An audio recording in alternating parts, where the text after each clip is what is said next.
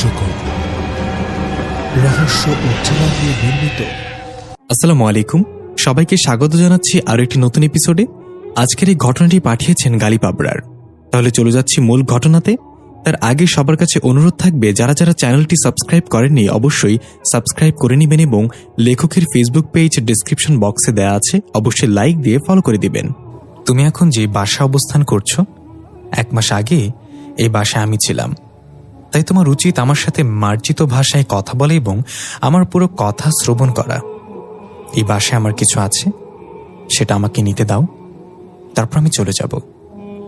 কথাগুলো বলছিল বন্ধ দরজার উপাশে দাঁড়িয়ে থাকা রেনকোট পরিহিত এক ভদ্রলোক।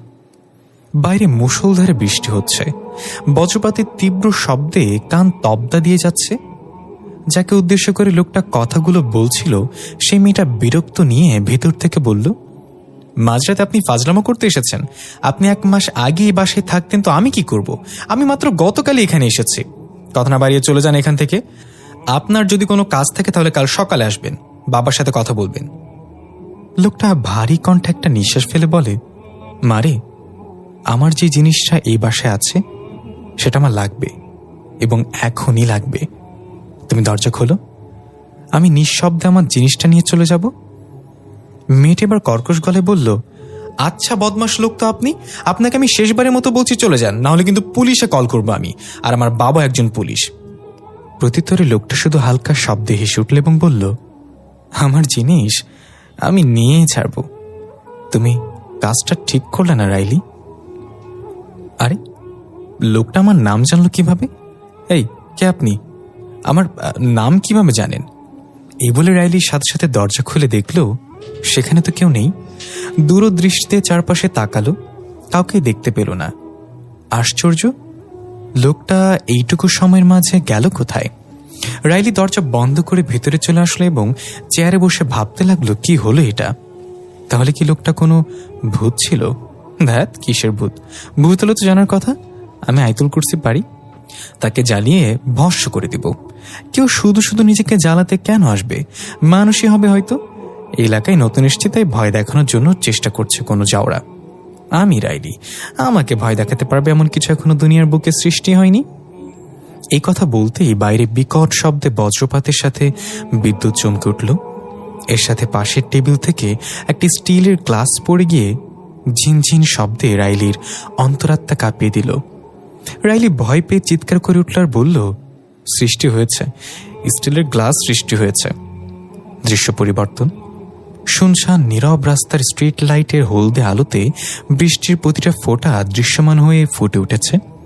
প্রচণ্ড বৃষ্টির মাঝে 2জন পুলিশ বাইকে করে কোথাও যাচ্ছে। তাদের কথোপকথন থেকে আমরা জানতে পারি 10 নম্বর কলোনিতে এক অজ্ঞাত লোকের লাশ পাওয়া গেছে। ওসি নুরুল হুদা কিছুক্ষণের মাঝে সেখানে আসবে, তার আগে আমাদের 2জনকে গিয়ে সেখানে সবকিছু রেডি করতে হবে। দৃশ্য চলে যায় কলোনিতে। কিছু মানুষ জটলা পাকিয়ে দাঁড়িয়ে আছে এক জায়গায়। সেখানে বালুর স্তূপের উপরে মুখ থুবড়ে পড়ে আছে রেইনকোট পরিহিত ক্ষত বিক্ষত একটা লাশ। বাইকে করে পুলিশ 2জন এসে নামলো। বাঁশি বাজিয়ে হাতে লাঠি নিয়ে সবাইকে সরে যেতে বলা হলো। প্লাস্টিকের ফিতা দিয়ে ক্রাইম সিনের জায়গাটা ব্লক করে দেয়া হলো। কিছুক্ষণের মাঝেই সেখানে সাইরেন বাজিয়ে অ্যাম্বুলেন্স এবং ফরেন্সিকের লোক চলে আসলো। আশেপাশে জিজ্ঞাসাবাদ করে জানা গেল, ভয়ানক চিৎকারের শব্দ পেয়ে সবাই বের হয়ে এই লাশ আবিষ্কার করে, কিন্তু অপরাধীকে কেউ দেখেনি। এর মাঝেই সেখানে ওসি নুরুল হুদা এসে উপস্থিত হলো। বাইক থেকে নামতেই ফোনের রিং বাজলো। ঝিরিঝিরি বৃষ্টির মাঝে হাতের গ্লাভস খুলে পকেট থেকে ফোনটা বের করলো। স্ক্রিনে ভেসে উঠেছে রাইলি। রিসিভ না করে কল কেটে দিয়ে ফোন পকেটে রেখে এগিয়ে গেল ক্রাইম সিনের দিকে। 2জন পুলিশ সদস্য এসে সেলুট দিয়ে বলল, স্যার, সবাইকে প্রাথমিক জিজ্ঞাসাবাদ করেছি। ভিকটিমের চিৎকার শুনে সবাই বের হয়েছে, কিন্তু খুনিকে কেউ দেখেনি। ওসি নুরুল হুদা কিছু বলতে যাবে, তার আগে আবারও ফোনটা বেজে উঠল। আবার রাইলি কল করেছে। একটু বিরক্তি আর রাগ নিয়ে কলটা কেটে দিয়ে বলল, লাশের পরিচয় শনাক্ত করতে পেরেছ? পুলিশ সদস্য জানালো, না স্যার, পরিচয় শনাক্ত করার মতো কিছুই পাওয়া যায়নি তার সাথে। ফরেন্সিক বিভাগ তাদের কাজ করছে। ওসি নুরুল হুদার ঝাড়ি মেরে বলল, গর্ধব, খুনি কি তোমার নানা লাগে নাকি যেসব প্রমাণপত্র লাশের সাথে রেখে যাবে? আশেপাশে খুঁজে দেখো কিছু পাওয়া যায় কিনা। এই বলে ওসি নুরুল হুদা লাশের দিকে এগিয়ে যেতে লাগলো। তখনই আবার ফোনটা বেজে উঠল। কল রিসিভ করে ঝাঁঝালো কণ্ঠে বলল, রাইলি, আমি ফোন কেটে দিচ্ছি, মানে কোনো জরুরি কাজে আছি। এটা বুঝতে তোমার আর কত বড় হওয়া লাগবে? ওপাশ থেকে নরম সুরে ভেসে আসলো, সরি বাবা। ফোনটা কেটে গেল। ওসি নুরুল হুদা সেদিকে কোনো ধ্যান না দিয়ে ফোন পকেটে রেখে লাশের সামনে গিয়ে দাঁড়ালো।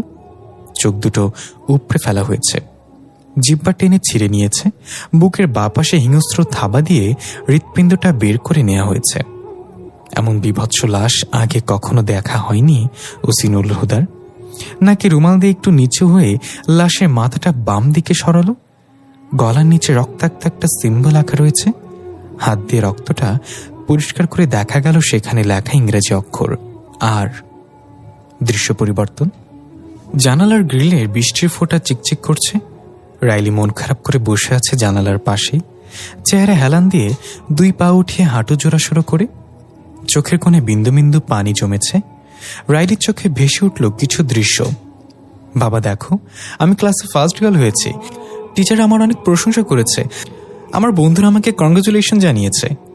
নুরুল হুদা রাইলির কথায় পাত্তা না দিয়ে সোজা সাপটা বলে দিল, আমাকে সব বলা দরকার নেই, আমি তোমার ভরণ পোষণ দিচ্ছি, বাবা হিসেবে আমার দায়িত্ব এতটুকুই। আমার কাছ থেকে এর বেশি কিছু আশা করো না, এখন যাও এখান থেকে। রাইলি প্রচণ্ড আঘাত পেল বাবার কথায়। মুহূর্তেই হাসি খুশি মুখটা মলিন হয়ে গেল।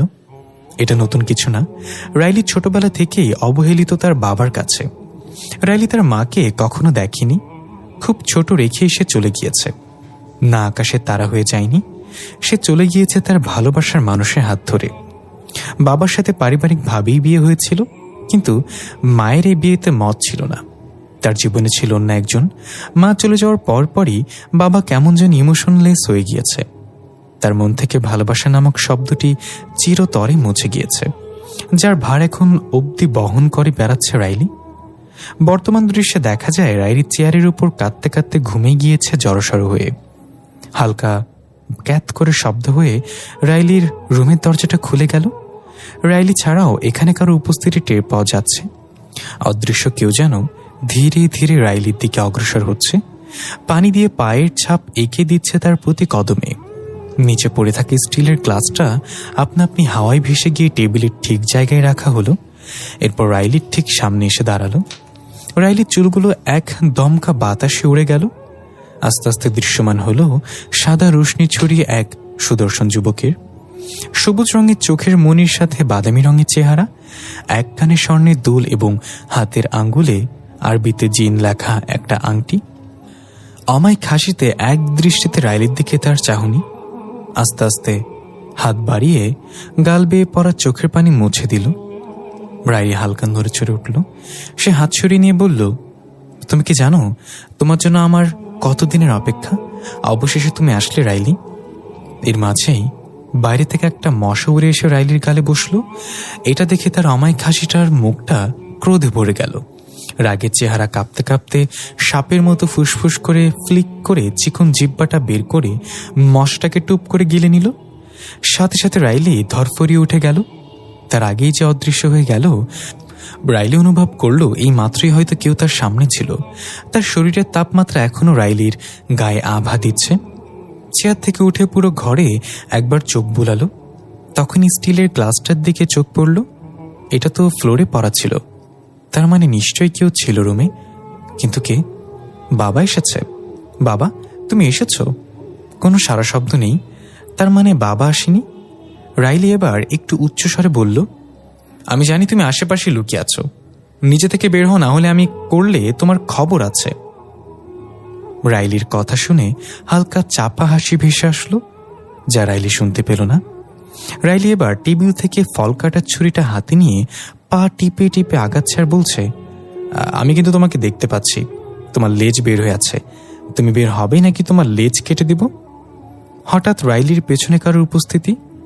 চমকে গিয়ে রাইলি পেছনের দিকে ছুরি চালিয়ে দিল। একটা ঠান্ডা হাত রাইলির হাত ধরে ফেলল এবং বলল, আমার লেজ নেই, তুমি মিথ্যা কেন বলছো?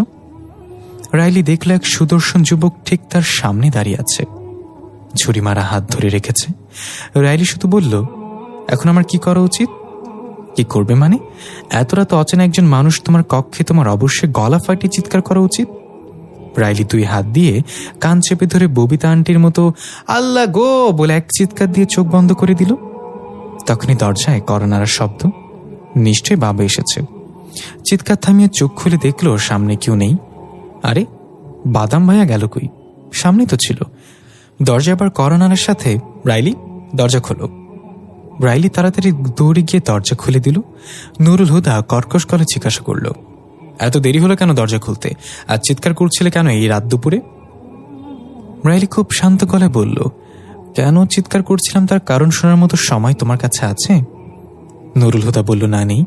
আর তোমাকে না বলেছি আমাকে তুমি করে বলবে না, আপনি করে বলবে।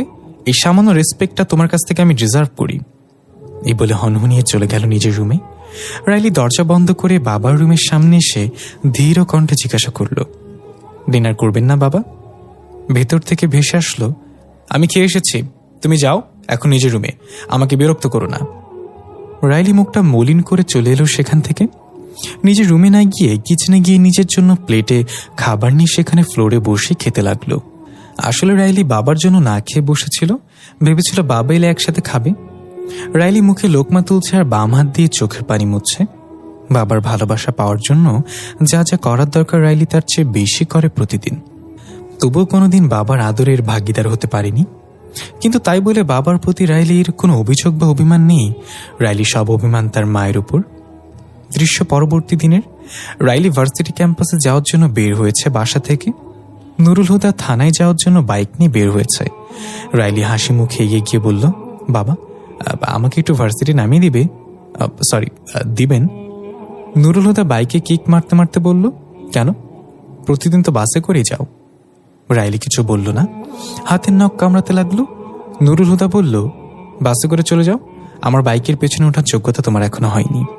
এই বলে নুরুল হুদা চলে গেল। রাইলি মন খারাপ করে হাঁটতে লাগলো। হাঁটতে হাঁটতে মেইন রোড দিয়ে দৌড়ে একটা বাসে উঠল। ভাগ্যক্রমে সিটও পেয়ে গেল। পাশের সিটে একটা মেয়ে বসেছে। রাইলি সেখানে বসতে মেয়েটা একগাল হেসে হাত বাড়িয়ে দিয়ে বলল, হ্যালো, আমার নাম লামিয়া। রাইলি ভুরু কুচকে তাকিয়ে হাত না মিলে বলল, তা আমি কি করব? লামিয়া নামে মেয়েটা একটু লজ্জা পেয়ে হাত সরিয়ে নিল, আর কোনো কথা বলল না। রাইলি তার ড্রয়িং বুকটা বের করে পেন্সিল দিয়ে কিছু একটা আঁকতে লাগলো। পেছনের সিটে দুইজন লোক নিজেদের বৈবাহিক জীবন নিয়ে আলোচনা করছে, অর্থাৎ কার বউ কত প্যারা দেয় সেটা নিয়ে। তাদের কথা শুনে রাইলি তার ড্রয়িংয়ে মন দিতে পারছে না। তার পেছনে তাকিয়ে কিছু বলতে যাবে তার আগেই লামিয়া নামের মেয়েটা বলে উঠল, মৃত্যুকে মানুষ শুধু শুধু ভয় পায়, অথচ কষ্ট তো দেয় জীবন। তেমনি বউদের শুধু নাম বদনাম, অথচ খারাপ সময় পাশে শুধু বউকেই পাওয়া যায়। এই শুনে লোক দুজন চুপ হয়ে গেল। লামিয়া এবার পেছনে তাকিয়ে তাদেরকে উদ্দেশ্য করে বলল, একটা মেয়ে বিয়ের পর তার শ্বশুরবাড়ির মানুষদের মন জোগাতে জোগাতে কবর পর্যন্ত চলে যায়, তবুও তাদের মনের মতো বউ হতে পারে না, আর আপনারা পাবলিক প্লেসে তাদের নিয়ে কুরুচিপূর্ণ কথাবার্তা বলছেন। লোক দুজন এবার সম্পূর্ণ চুপ হয়ে গেল। বাসে থাকা সকলে লামিয়ার দিকে স্বস্তি নিয়ে তাকালো। রাইলি ইমপ্রেস হলো লামিয়ার প্রতি, তাই এবার নিজে থেকে হাত বাড়িয়ে দিয়ে বলল, আমি রাইলি। লামিয়া সুন্দর করে হাত মিলে বলল, happy to see you Riley. Bus থেকে নেমে রাইলি হাত নাড়িয়ে লামিয়াকে বাই জানালো এবং বলল, I hope will meet again. Lamia রহস্যময় একটা হাসিতে বলল, obviously we will meet again. তার সাথে বাস চলে গেল। রাইলি ব্যাপারটা তেমন একটা গুরুত্ব দিল না। রাইলির ভার্সিটি রাস্তার ওপাশে, তাই দুই দিকে তাকিয়ে রাস্তা পার হওয়ার জন্য পা বাড়ালো। হঠাৎ করে একজন লোক রাইলির পথ আটকে দাঁড়ালো। গতকাল রাতের মতোই রেনকোট পরিহিত, অস্পষ্ট চেহারার এক অদ্ভুত লোক। রাইলি কিছু বলার আগেই সে হাত বাড়িয়ে দিয়ে বলল, আমাকে দেওয়ার মতো তোমার কাছে কিছু আছে? রাইলি একটু অবাক হয়ে বলল, ভিক্ষা করা নতুন স্টাইল, আই লাইক ইট। এই বলে পার্স থেকে 20 টাকার একটা নোট বের করে তার হাতে দিল, কিন্তু সে টাকাটা ধরল না, তাই বাতাসে উড়ে গিয়ে কিছুটা দূরে পড়ে গেল টাকাটা। রাইলি বিরক্ত হয়ে একটু রাগ নিয়ে বলল, আজ তো খাটাস ভিক্ষুক, তো এর বেশি আমি দিতে পারবো না, 20 টাকা উঠিয়ে নিন। এই বলে রাইলি তাকে পাশ কাটিয়ে চলে যাওয়ার সময় সে খপ করে রাইলির হাত ধরে বলল, কাল রাতেও আমাকে ফিরিয়ে দিয়েছ, তুমি যতবার আমাকে ফিরিয়ে দিবে ততবার একটা বিভৎস ঘটনা ঘটবে। রাইলি ঘটনার আকস্মিকতায় হতভম্ব হয়ে ছিটকা মেরে তার হাত থেকে নিজের হাত ছড়িয়ে বলল, তার মানে কাল রাতে আপনি এসেছিলেন এবং আজগুবি কথাবার্তা বলছিলেন। লোকটা আর কিছু না বলে সোজা হেঁটে চলে গেল। রাইলি তার চলে যাওয়ার দিকে কিছুক্ষণ তাকিয়ে থেকে কিছু একটা ভাবতে ভাবতে ভার্সিটিতে চলে গেল। গেট দিয়ে ঢুকতেই বান্দরের মতো লাফ দিয়ে একটা ছেলে এসে পড়ল রাইলির সামনে। রাইলি চমকে গিয়ে পা দুইটা পিছিয়ে গেল। শার্টের বোতাম খোলা, নিচে টি শার্ট পরা ছেলেটা শাহরুখ খানের মতো হাত মিলাতে মিলাতে হাসতে হাসতে বলল, ঠুকরা কে মেরা প্যার, মেরি ইন্তকাম দেখোগি। রাইলি হাসতে হাসতে গিয়ে সে ছেলেটার গালে ঠাস করে একটা লাগিয়ে বলল, গাধার বাচ্চা, তুই এখানেও চলে এসেছিস আমার পিছু পিছু। ছেলেটা একটু রাগ করে বলল, তোর বাপের যে ট্রান্সফার হয়েছে সেটা আমাকে একবারও জানানোর প্রয়োজন মনে করলি না? জানোস একদিনের মধ্যে মাকে মানিয়ে এখানে এসে হোস্টেল খুঁজে পাওয়ার জন্য কত কঠিন ছিল। রাইলি পাত্তা না দিয়ে সামনের দিকে হাঁটা দিল আর বলল, তুই আমার পিছু কবে ছাড়বি বলতো গদা? যেদিন আমার মাঝে আর আমি থাকবো না। রাগ তোর ফিল্মি ডায়লগ। স্কুল, কলেজ, ভার্সিটির সব জায়গায় আমি তোর আকাম সাকামে সাক্ষী। অন্তত এখানে আমাকে জ্বালাতন করিস না ভাই। রাইলির কথা শুনে গদা বলল, কি নাউজুবিল্লাহ, আকাম আমি করি না কি তুই করস? ছুটির ঘন্টা বিক্রি করে আচার কে খাইছিল? বাংলা স্যারের হাওয়া কে ছাড়ছিল? মানে সাইকেলের হাওয়া। গদা বলল, হ্যাঁ সাইকেলের হাওয়া। ইংলিশ ম্যামের ওয়াশরুমে ঘাওড়া ব্যাংকে ছাড়ছিল। দপ্তরে ক্যান্সারের গুজব ছড়িয়ে পোলাপানের কাছ থেকে চান্দা কে তুলছিল। রাইলি গদার মুখ চেপে ধরে বলল, থাক থাক আর বলতে হবে না, পাবলিক ধারণা পেয়ে গেছে। গদা মুখ থেকে রাইলির হাত সরিয়ে বলল, তারপর প্রিন্সিপালের চেয়ারে কলম খাড়া করে কে রাখছিল? বেচারা 2 দিন পর্যন্ত আক্ষরিক হাগু করেছে। রাইলি চোখ রাঙানি দিয়ে বলল, চুপ কর গদা, না হলে এখন তোকে আমি কুত্তা দিয়ে চাটাবো। কি শেষ পর্যন্ত কুত্তা? আজ পর্যন্ত কোনো মেয়ে দিয়ে চাটাই নাই, কুত্তা দিয়ে তো প্রশ্নই আসে না। রাইলি মুচকি এসে বলল, কস কি? তাহলে তো তুই পুরা পাক্কা চোদা। গদা ভ্যাবা চেকা খেয়ে বলল, মানে? ভার্জিন। গদা কাশতে কাশতে বলল, তাই বল, বাংলায় বলে কনফিউজ করে দিয়েছিস। আচ্ছা চেঞ্জ দ্য টপিক, তোর কঞ্জুস বাপ কই? তোকে ভার্সিটিতে ছাড়তে আসিনি? রাইলির মুখটা একটু মলিন হয়ে গেল, আর কিছু না বলে সামনের দিকে হাঁটতে শুরু করলো। গদা পেছন পেছন, সরি রাইলি, আমি এমন কিছু বলতে চাইনি, ভুলে গিয়েছিলাম তোর বাবার সাথে তোর সম্পর্কটা ঠিক নেই। রাইলি শোন না। রাইলি পেছনে না তাকিয়ে সোজা চলে গেল, আর গদা বারবার সরি বলে রাইলির পিছু পিছু চলছে। গদা রাইলি স্কুল জীবনের ফ্রেন্ড, আসলে ওর নাম শামীম আহসান। গদা তো রাইলির দেয়া নাম। শামীম ছাড়া রাইলির পুরো জীবনে আর কোনো বন্ধু নেই। রাইলির রুক্ষ স্বভাবের কারণে কেউ রাইলির কাছে ঘেঁষত না, একমাত্র শামীম ছাড়া।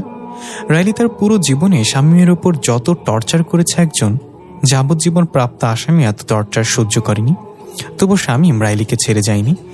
যতবার রাইলির বাবার ট্রান্সফার হয়েছে, রাইলির স্কুল বদলেছে, ততবার শামীমও তার পিছু পিছু ট্রান্সফার হয়েছে। দৃশ্য পরিবর্তন। ওসি নুরুল হুদা তার চেম্বারে বসে গতকাল রাতে কলোনিতে পাওয়া লাশের পোস্টমর্টেম রিপোর্ট দেখছিল। রিপোর্ট অনুযায়ী প্রথমে লোকটাকে গলা টিপে হত্যা করা হয়েছে, তারপর চোখ উপড়ে ফেলা হয়েছে। ধারালো কিছু দিয়ে তার চোখ বক্ষ বরাবর চিরে হৃৎপিণ্ড বের করে নেওয়া হয়েছে। সবশেষে গরম লোহা জাতীয় কিছু দিয়ে তার গলার নিচের ইংরেজি অক্ষর আর লিখে দেয়া হয়েছে। কিন্তু এক সেকেন্ড, কলোনির মানুষদের ভাষ্যমতে তারা লোকটার চিৎকার শুনে বের হয়েছিল। তাহলে খুনি এত কিছু করলো কখন? যখন খুনি সুপারফাস্ট না হয় কলোনির লোকেরা মিথ্যা বলছে। একজন কনস্টেবল এসে জানালো, স্যার ওই অজ্ঞাত লাশের পরিচয় শনাক্ত করা হয়েছে, আগে পরে কোনো ক্রিমিনাল রেকর্ড নেই, খুবই সাধারণ একজন ভ্যান চালক। এটা শুনে ওসি নুরুল হুদা চিন্তা চেহারায় বলল, একজন সাধারণ ভ্যান চালকের শত্রু থাকতে পারে নাকি? তার উপর এত বিভৎসভাবে মৃত্যু, কিছু বুঝতে পারছি না। তখনই টেলিফোনটা বেজে উঠল। ওসি নুরুল হুদা টেলিফোন রিসিভ করে কিছু একটা শুনে চোখ বড় বড় করে বলল, আমি এখনই আসছি। পরবর্তী দৃশ্যে দেখা যায় রাইলির ভার্সিটি থেকে কিছুটা দূরে কিছু মানুষের জটলা। ওসি নুরুল হুদা বাইক নিয়ে সেখানে এসে থামল। ভিড়ের মাঝ থেকে একজন পুলিশ সদস্য বের হয়ে এসে স্যালুট দিয়ে বলল, স্যার সেম প্যাটার্নে আরেকটা মার্ডার। অদ্ভুত বিষয়, এই ভিকটিমও একই রকমের রেইনকোট পরিহিত, অথচ আজ দেশের কোথাও বৃষ্টি হয়নি, সকাল থেকে তুখর রোদ। ওসি নুরুল হুদা বলল, ফরেন্সিক টিম আসেনি এখনো? পুলিশ সদস্য জানালো, না স্যার, তারা on the way. OC Nurul Huda আর কিছু না বলে মুখে মাস্ক লাগিয়ে হাতে গ্লাভস পরতে পরতে ভিড় ঠেলে সেখানে উপস্থিত হলো। অবাক হয়ে তাকিয়ে দেখলো একই রকম ভাবে চোখ এবং হৃৎপিণ্ড নেই। একটু নিচু হয়ে গলাটা অন্যদিকে সরিয়ে দেখলো রক্তাক্তভাবে কিছু একটা লেখা সেখানে। হাত দিয়ে রক্তটা পরিষ্কার করে দেখল ইংরেজি অক্ষর এ লেখা। ওসি নুরুল হুদা অবাক হয়ে ভাবলো, আগের জনের গলায় আর লেখা, তার গলায় এ লেখা, এগুলো দেখুন কি বোঝাতে চাচ্ছে। সে কিসের ইঙ্গিত দিচ্ছে। তখনই সেখানে একটু হট্টগোল শোনা গেল। ওসি নুরুল হুদা লাশের কাছ থেকে সরে এসে জিজ্ঞাসা করল, কি হচ্ছে এখানে? একজন পুলিশ সদস্য যুবকের বয়সের এক ছেলেকে কলার ধরে টেনে ওসি নুরুল হুদার সামনে এনে বলল, স্যার, অনেকক্ষণ ধরে দেখছি ও চলাফেরা সন্দেহজনক। সবার আগেই এই লাশটিকে দেখতে পেয়েছে। দেখুন না স্যার, চেহারা কেমন হিংস্র ওর। ওসি নুরুল হুদা ভালো করে ছেলেটার দিকে লক্ষ্য করে দেখল, লম্বা উস্কো খুস্কো চুলে টমাটে বর্ণের চেহারা অর্ধেকটাই ঢেকে আছে। এক কানে দুল আর আরেক হাতে অদ্ভুত একটা আংটি। এই তীব্র গরমের মাঝেও জিন্স কাপড়ের জ্যাকেট পরে আছে। এক কম্পিত শান্ত গলায় ধীরে ধীরে ছেলেটা বলল, কলার থেকে হাত সরান। তার মুখে এমন ঠান্ডা ধমকি শুনে ওসি নুরুল হুদা একটু অবাক হলো। কলার ধরে রাখা পুলিশ সদস্য রেগে আরো জোরে কলার চেপে ধরে বলল, কি করবি? কলার না ছাড়লে কি করবি? ছেলেটা মাথা তুলে এলোমেলো চুলের ফাঁকা দিয়ে ওসি নুরুল হুদার দিকে এক দৃষ্টি দিল। ওসি নুরুল হুদা বলল, ওর কলারটা ছেড়ে দিন, আমি কথা বলছি। পুলিশ সদস্য ঝাঁকি মেরে কলারটা ছেড়ে দিয়ে বলল, শুধু স্যার বলল বিধায় ছেড়ে দিলাম, এই বলে সে চলে গেল। ছেলেটা কলার টান দিয়ে সোজা করে বলল, আপনারা সাধারণ মানুষকে হয়রানি করা কবে ছাড়বেন স্যার? ওসি নুরুল হুদা এগিয়ে এসে নিজের হাত ধরে ছেলেটার কলার ঠিক করে দিয়ে বলল, কি সাধারণ তুই? ছেলেটা কম্পিত গলায় খিলখিল করে হাসতে হাসতে বলল, কেন? আমার নাক কান গলা মুখ মাথা সেই সবকিছু আছে যা একজন সাধারণ মানুষের থাকে। তাহলে আমি কেন নই? ওসি নুরুল হুদা বলল, তোর যা নেই তা হলো মনুষ্যত্ব, কারণ তুই মানুষ না। ছেলেটার মুখ থেকে হাসি গায়েব হয়ে গেল। এক চাপা রাগী কণ্ঠে বলল, আপনি তো মানুষ, তাহলে আপনার মনুষ্যত্ব কোথায়? আপনার খোলসের ভিতরে জানোয়ারটা আর কেউ না দেখুক, আমি তা দেখি। ওসি নুরুল হুদাও দাঁত খটমট করে বলল, ডোন্ট ক্রস ইউর লিমিট। আর তোর বাইরে বের হওয়া নিষেধ ছিল, তুই এখানে কেন এসেছিস? ছেলেটা বলল, ঘোড়ার ওপর বসে যুদ্ধ দেখার চেয়ে ময়দানে নেমে যুদ্ধ করার মজাই আলাদা। একটু মজা নেওয়ার জন্যই বাইরে এসেছিলাম, কিন্তু আপনি তো মাইন্ড করে ফেললেন ওসি সাহেব। এই বলে রহস্যময় হাসি দিয়ে উল্টো ঘুরে চলে যেতে লাগলো। ওসি নুরুল হুদা চুপচাপ তার চলে যাওয়ার দিকে তাকিয়ে রইল। কিছু দূর যেয়ে ছেলেটা আবার পেছনে তাকিয়ে বলল, ওসি সাহেব, আমি ভেবেছিলাম আপনি পেছন থেকে আমার নাম ধরে ডাক দিবেন, যাতে পাবলিক আমার নামটা জানতে পারে, কিন্তু আপনি তো কাঠের মূর্তির মতো দাঁড়িয়ে আছেন। এভাবে থাকলে লেখক আপনার পেমেন্ট কেটে নেবে। ওসি নুরুল হুদা ক্রোধে চোখ লাল করে তেরে আসতে নিলে ছেলেটা তাকে থামিয়ে দিয়ে বলল, মুরব্বি, আপনার আসতে হবে না, আমি নিজে চলে যাচ্ছি। যাওয়ার আগে আমি আমার নিজের পরিচয় নিজেই দিয়ে যাই। আমি ইফতেশাম চৌধুরী ইফতি। মানুষের মতো দেখতে হলে আমি মানুষ না, আবার অমানুষও না। আমি গল্পে হিরো নাকি ভিলেন সেটা ক্লাইম্যাক্সে জানা যাবে, কিন্তু জেনে রাখো, আমি যখন হিরো হই তখন সব হিরো আমার কাছে জিরো, আর যখন ভিলেন হই তখন আমার হিংস্রতা দেখে সকল ভিলেন কেঁপে ওঠে। দৃশ্য পরিবর্তন। লামিয়াকে দেখতে পাই আমরা এক পোড়া বাড়িতে।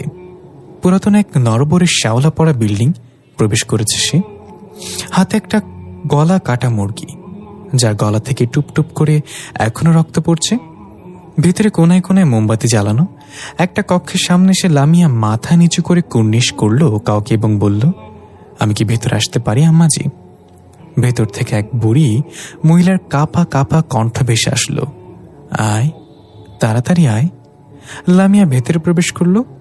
দেখা গেল সাদা ময়দার মতো কিছু দিয়ে অঙ্কিত এক সার্কেলের মাঝে বসে আছে ৮০ ঊর্ধ্ব এক বুড়ি মহিলা। তার হাতে তাজবি জাতীয় কিছু। পাশে দুটো হেরিকেন মিটমিট করে আলো দিচ্ছে। লামিয়া গলা কাটা মুরগিটা নিয়ে বুড়ির সামনে রেখে বলল, আপনার খোরাক আম্মাজি। বুড়ি মহিলা মুরগির দুটো পা ধরে দুই দিকে টান দিয়ে চিরে ফেলে ভেতর থেকে কলিজাটা বের করে মুখে দিয়ে কচকচ করে চিবুতে চিবুতে বলল, কি বলতে চাস বল? লামি একটু ইতস্তত বোধ করে বলল, আজকে তার সাথে দেখা হয়েছে আমার। বুড়ি বলল, কার সাথে? রাইলি। এটা শুনেই বুড়ির চিবুনি থেমে গেল। চোখ বড় বড় করে লামিয়ার দিকে তাকিয়ে বলল, রাইলি? রাইলিদের বাসানোর দৃশ্য দেখানো হয়, যেখানে রাইলি রুমের বন্ধ দরজার নিচে দিয়ে হালকা ধোয়া বের হচ্ছে। অদ্ভুত এক থমথমে পরিবেশ সৃষ্টি হয়েছে। বারান্দায় খাঁচার মধ্যে টিয়া পাখিটা অনবরত ডেকে চলেছে আতঙ্কিত হয়ে। ডানা ঝাপটে খাঁচা থেকে বের হওয়ার চেষ্টা করছে। হঠাৎ একসাথে কতগুলো কণ্ঠে অদ্ভুত এক মন্ত্র শোনা গেল। টিয়া পাখিটা ডাকা বন্ধ করে একদম শান্ত হয়ে খাঁচার এক কোণে চুপ করে বসে পড়ল। মন্ত্রের আওয়াজ অনুসরণ করে বোঝা গেল রাইলির রুম থেকে আসছে। হঠাৎ ধপাস করে রুমের দরজা খুলে গেল। দমকা বাতাসে পাখির খাঁচা দুলতে লাগলো। রুমের ভেতরে সাদা ধোঁয়ায় আচ্ছন্ন। ধোঁয়া ভেদ করে দেখা যায় কয়েকজন লাল রঙের হুডিযুক্ত আলখেল্লা পরিহিত লোক গোল হয়ে বসে জিকিরের মতো করে ঝুলে ঝুলে মন্ত্র জপ করছে। তাদের মাঝখানে লাল টুকটুকে শাড়ি পরে বড় ঘুমটা নামিয়ে বসে আছে এক নববধূ। পায়ে তার আলতা দেয়া, হাতে মোটা মোটা দুইখানা রুলি। মন্ত্রের তালে নববধূ গঙ্গানির মতো অদ্ভুত শব্দ করতে শুরু করল। লাল আলখেল্লা পরিহিত লোকগুলো বসা অবস্থাতেই হাওয়ায় ভেসে নববধূর দিকে এগিয়ে আসতে লাগলো ধীরে ধীরে। নববধূর গঙ্গানির শব্দ আরো তীব্র হতে লাগলো। লোকগুলো এসে একসাথে নববধূর মাথায় হাত রাখতেই ভয়ানক এক চিৎকার দিয়ে আগুনের ফুলকির ন্যায় হাওয়ায় মিলে গেল। সাথে লাল আলখেল্লা পরিহিত লোকগুলো অদৃশ্য হয়ে গেল। দৃশ্য পরিবর্তন। রাইলি আর শামীম ক্যাম্পাসের এক পাশে গাছতলায় বসে আছে। কথায় কথায় রাইলি শামীমকে বলল, কাল রাতে কি হয়েছে শুনবি? শামীম বলল, যদি বলি শুনবো না তাহলে বলবি কি? রাইলি বলল, আমি তো বলবই। শোন, কাল রাতে জানালার কাছে বসে চেয়ারের উপর কখন যে ঘুমিয়ে গেছে বলতে পারি না। এভাবে রাইলি গতকাল রাতের পুরো ঘটনা শামীমকে খুলে বলল।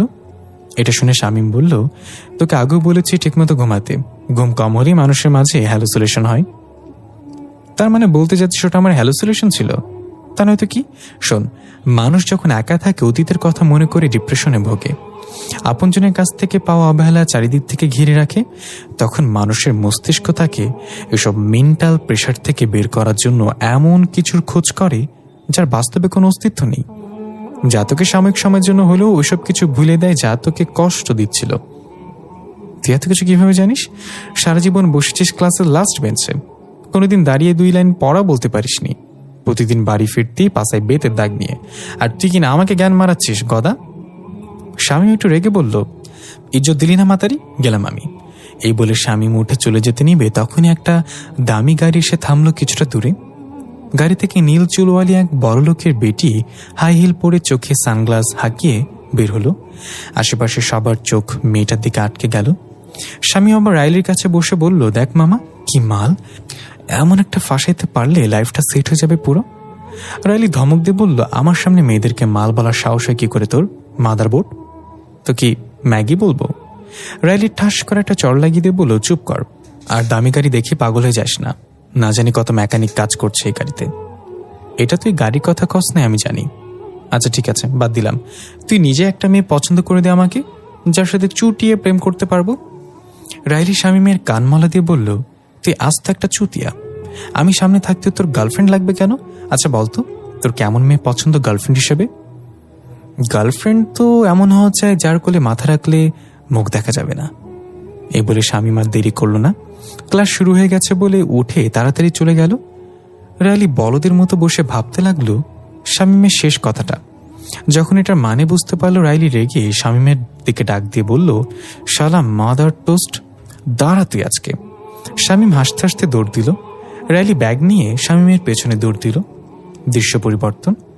এক একে 2টা লাশ পাওয়া নিয়ে মিডিয়া পাড়ায় বেশ শোরগোল পড়ে গিয়েছে। ওসি নুরুল হুদা চিন্তিত মুখে বসে আছে থানার সামনের গার্ডেনের এক বেঞ্চে। তার চোখে ভেসে উঠল 1 মাস আগের একটি ঘটনা। সেদিন থানার কিছু জরুরি কাজ শেষ করতে করতে অনেক রাত হয়ে গিয়েছিল। বাইক সার্ভিসের জন্য গ্যারেজে থাকায় মেইন রোডে এসে অটো অথবা সিএনজির জন্য দাঁড়িয়ে নুরুল হুদা। রাত বেশি হওয়ায় কিছুটা পাওয়া গেল না কিছুই। রাস্তা সম্পূর্ণ ফাঁকা। মাঝে মাঝে 2-1টা মোটরসাইকেল আর ছোট মাছের পিকআপ যাচ্ছে। হঠাৎ একটা মোটরসাইকেল এসে থামলো ওসি নুরুল হুদার সামনে। যদিও নুরুল হুদা তাকে থামার জন্য সিগন্যাল দেয়নি।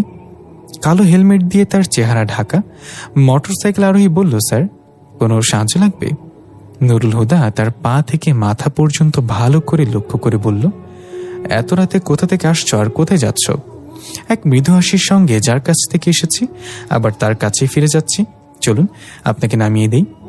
নুরুল হুদা কিছু একটা ভেবে তার মোটরসাইকেলের পেছনে উঠে বসল এবং বলল, 3 নম্বর কলোনি সি ব্লকে নামিয়ে দিয়ে আমাকে, আমি ওই দিকে যাচ্ছি, আপনাকে নামিয়ে দিব স্যার। এই বলে মোটরসাইকেল টান দিল। ওসি নুরুল হুদা লক্ষ্য করল মোটরসাইকেল খুব নিখুঁতভাবে চলছে, অথচ এই রাস্তা তো অনেকটাই ভাঙা। একটুও ঝাঁকি মারছে না, মনে হচ্ছে হাওয়ায় ভেসে চলছে। নাম কি তোমার? নুরুল হুদার ভারী কণ্ঠে সে প্রশ্ন শুনে বলল, ইফতি। ইফতেশাম চৌধুরী ইফতি। কি করা হয়? সে একটু হেসে বলল, কেন স্যার, মেয়ে বিয়ে দেবেন নাকি? নুরুল হুদা একটু ভ্যাবাচাকা খেয়ে গেল। রাগী কণ্ঠে বলল, লিফট দিয়েছ বলে ভেবো না তোমার সব কথা ছেড়ে দেব। এখন যে কথাটা বললে এটা আরেকবার বললে তোমার জবান ছিঁড়ে নেব। স্যার তো মাইন্ড খেয়ে ফেললেন। আচ্ছা, আপনার জন্য দুটো অফার আছে আমার কাছে। 1, আপনি চলতি বাইক থেকে লাফ দিন। 2, আমার মাথায় পিস্তল ঠেকিয়ে বাইক থামাতে বলুন। নুরুল হুদা আরো ভ্যাবাচাকা খেয়ে গেল এমন কথা শুনে। আর কিরিং মিডিয়েট, আর একটা কথা না বলে চুপচাপ মোটরসাইকেল চালিয়ে যা। এটা বলতে আচমকা ব্রেক কষল বাইক। নুরুল হুদা একদম তার পিঠের সাথে লেগে গেল এবং অবাক হয়ে বলল, তার শরীর বরফের মতো ঠান্ডা। সেদিকে ধ্যান না দিয়ে নুরুল হুদা রেগে বাইক থেকে নেমে তার হেলমেট খুলে কষে এক চল লাগিয়ে দিল গালে। চুল দিয়ে চেহারার ঢাকা থাকা স্পষ্ট বোঝা গেল না তার মুখটা। নুরুল হুদা বলল, ইয়ার কি করতেছিস আমার সাথে? ওসি নুরুল হুদার সাথে? তোর লাইসেন্স বের কর গাড়ির, কোত্থেকে এসেছিস সবকিছু বল এখন। ইফতি চুলগুলো হাত দিয়ে উল্টিয়ে মাথায় রেখে সুন্দর করে হেসে বলল, আপনি তো একটা মার্ডার করে ফেললেন স্যার। হোয়াট? কিসের মার্ডার? মোটরসাইকেল এমনি থেমে যায়নি, আচমকা চাকার নিচে কিছু একটা এসে গিয়েছিল, কোনো প্রাণী। আপনি তাকে মেরে ফেললেন স্যার। ওসি নুরুল হুদা ধমক দিয়ে বলল, কি জাদা বলছিস তুই? নেশা টেশা করেছিস নাকি? বাইকের চাকা নিচে কিছু পড়ার শব্দ পাইনি, আর যদি পড়েও থাকে তাহলে তুই মেরেছিস তাকে। মোটরসাইকেল তুই ড্রাইভ করছিলি। ইফতি মুচকি এসে বলল, এখন তো মনে হচ্ছে নেশা আপনি করেছেন স্যার, খেয়াল করে দেখুন তো বাইকটা কার। ওসি নুরুল হুদা অবাক হয়ে বাইকের দিকে তাকিয়ে দেখল এটা তার নিজের বাইক। এটা তো গ্যারেজে ছিল, নিশ্চয়ই ছেলেটা চুরি করে নিয়ে এসেছে। ওসি নুরুল হুদা এবার প্রচন্ড রেগে ইফতির কলার ধরে বলল, বাইক চুরি করিস, তা আবার পুলিশের বাইক? ইফতি আস্তে করে নুরুল হুদার হাত সরিয়ে দিয়ে একদম চোখে চোখ রেখে অদ্ভুত কণ্ঠে বলল, রিভার্স ইউর ব্রেইন স্যার। সাথে সাথে নুরুল হুদার ব্রেইন রিভার্সে কিছুক্ষণ আগে চলে গেল। দেখা গেল মূল ঘটনা আসলে তখন নুরুল হুদা নয়, বরং ইফতি দাঁড়িয়েছিল রাস্তার গাড়ির জন্য। নুরুল হুদা ইফতিকে লিফট দিয়েছে আর মোটরসাইকেল ড্রাইভ করছিল। ওসি নুরুল হুদা ইফতি বাইকের পেছনে বসে এসব বকাবক করছিল। ব্রেইন রিভার্সে বর্তমানে ফিরে আসলে নুরুল হুদা সম্মিত ফিরে পেয়ে নিজেকে সম্পূর্ণ একা ফাঁকা রাস্তা আবিষ্কার করল। সেখানে আর কেউ ছিল না। নুরুল হুদা হকচকে গেল, কি হলো এটা তার সাথে? ছেলেটা গেল কোথায়?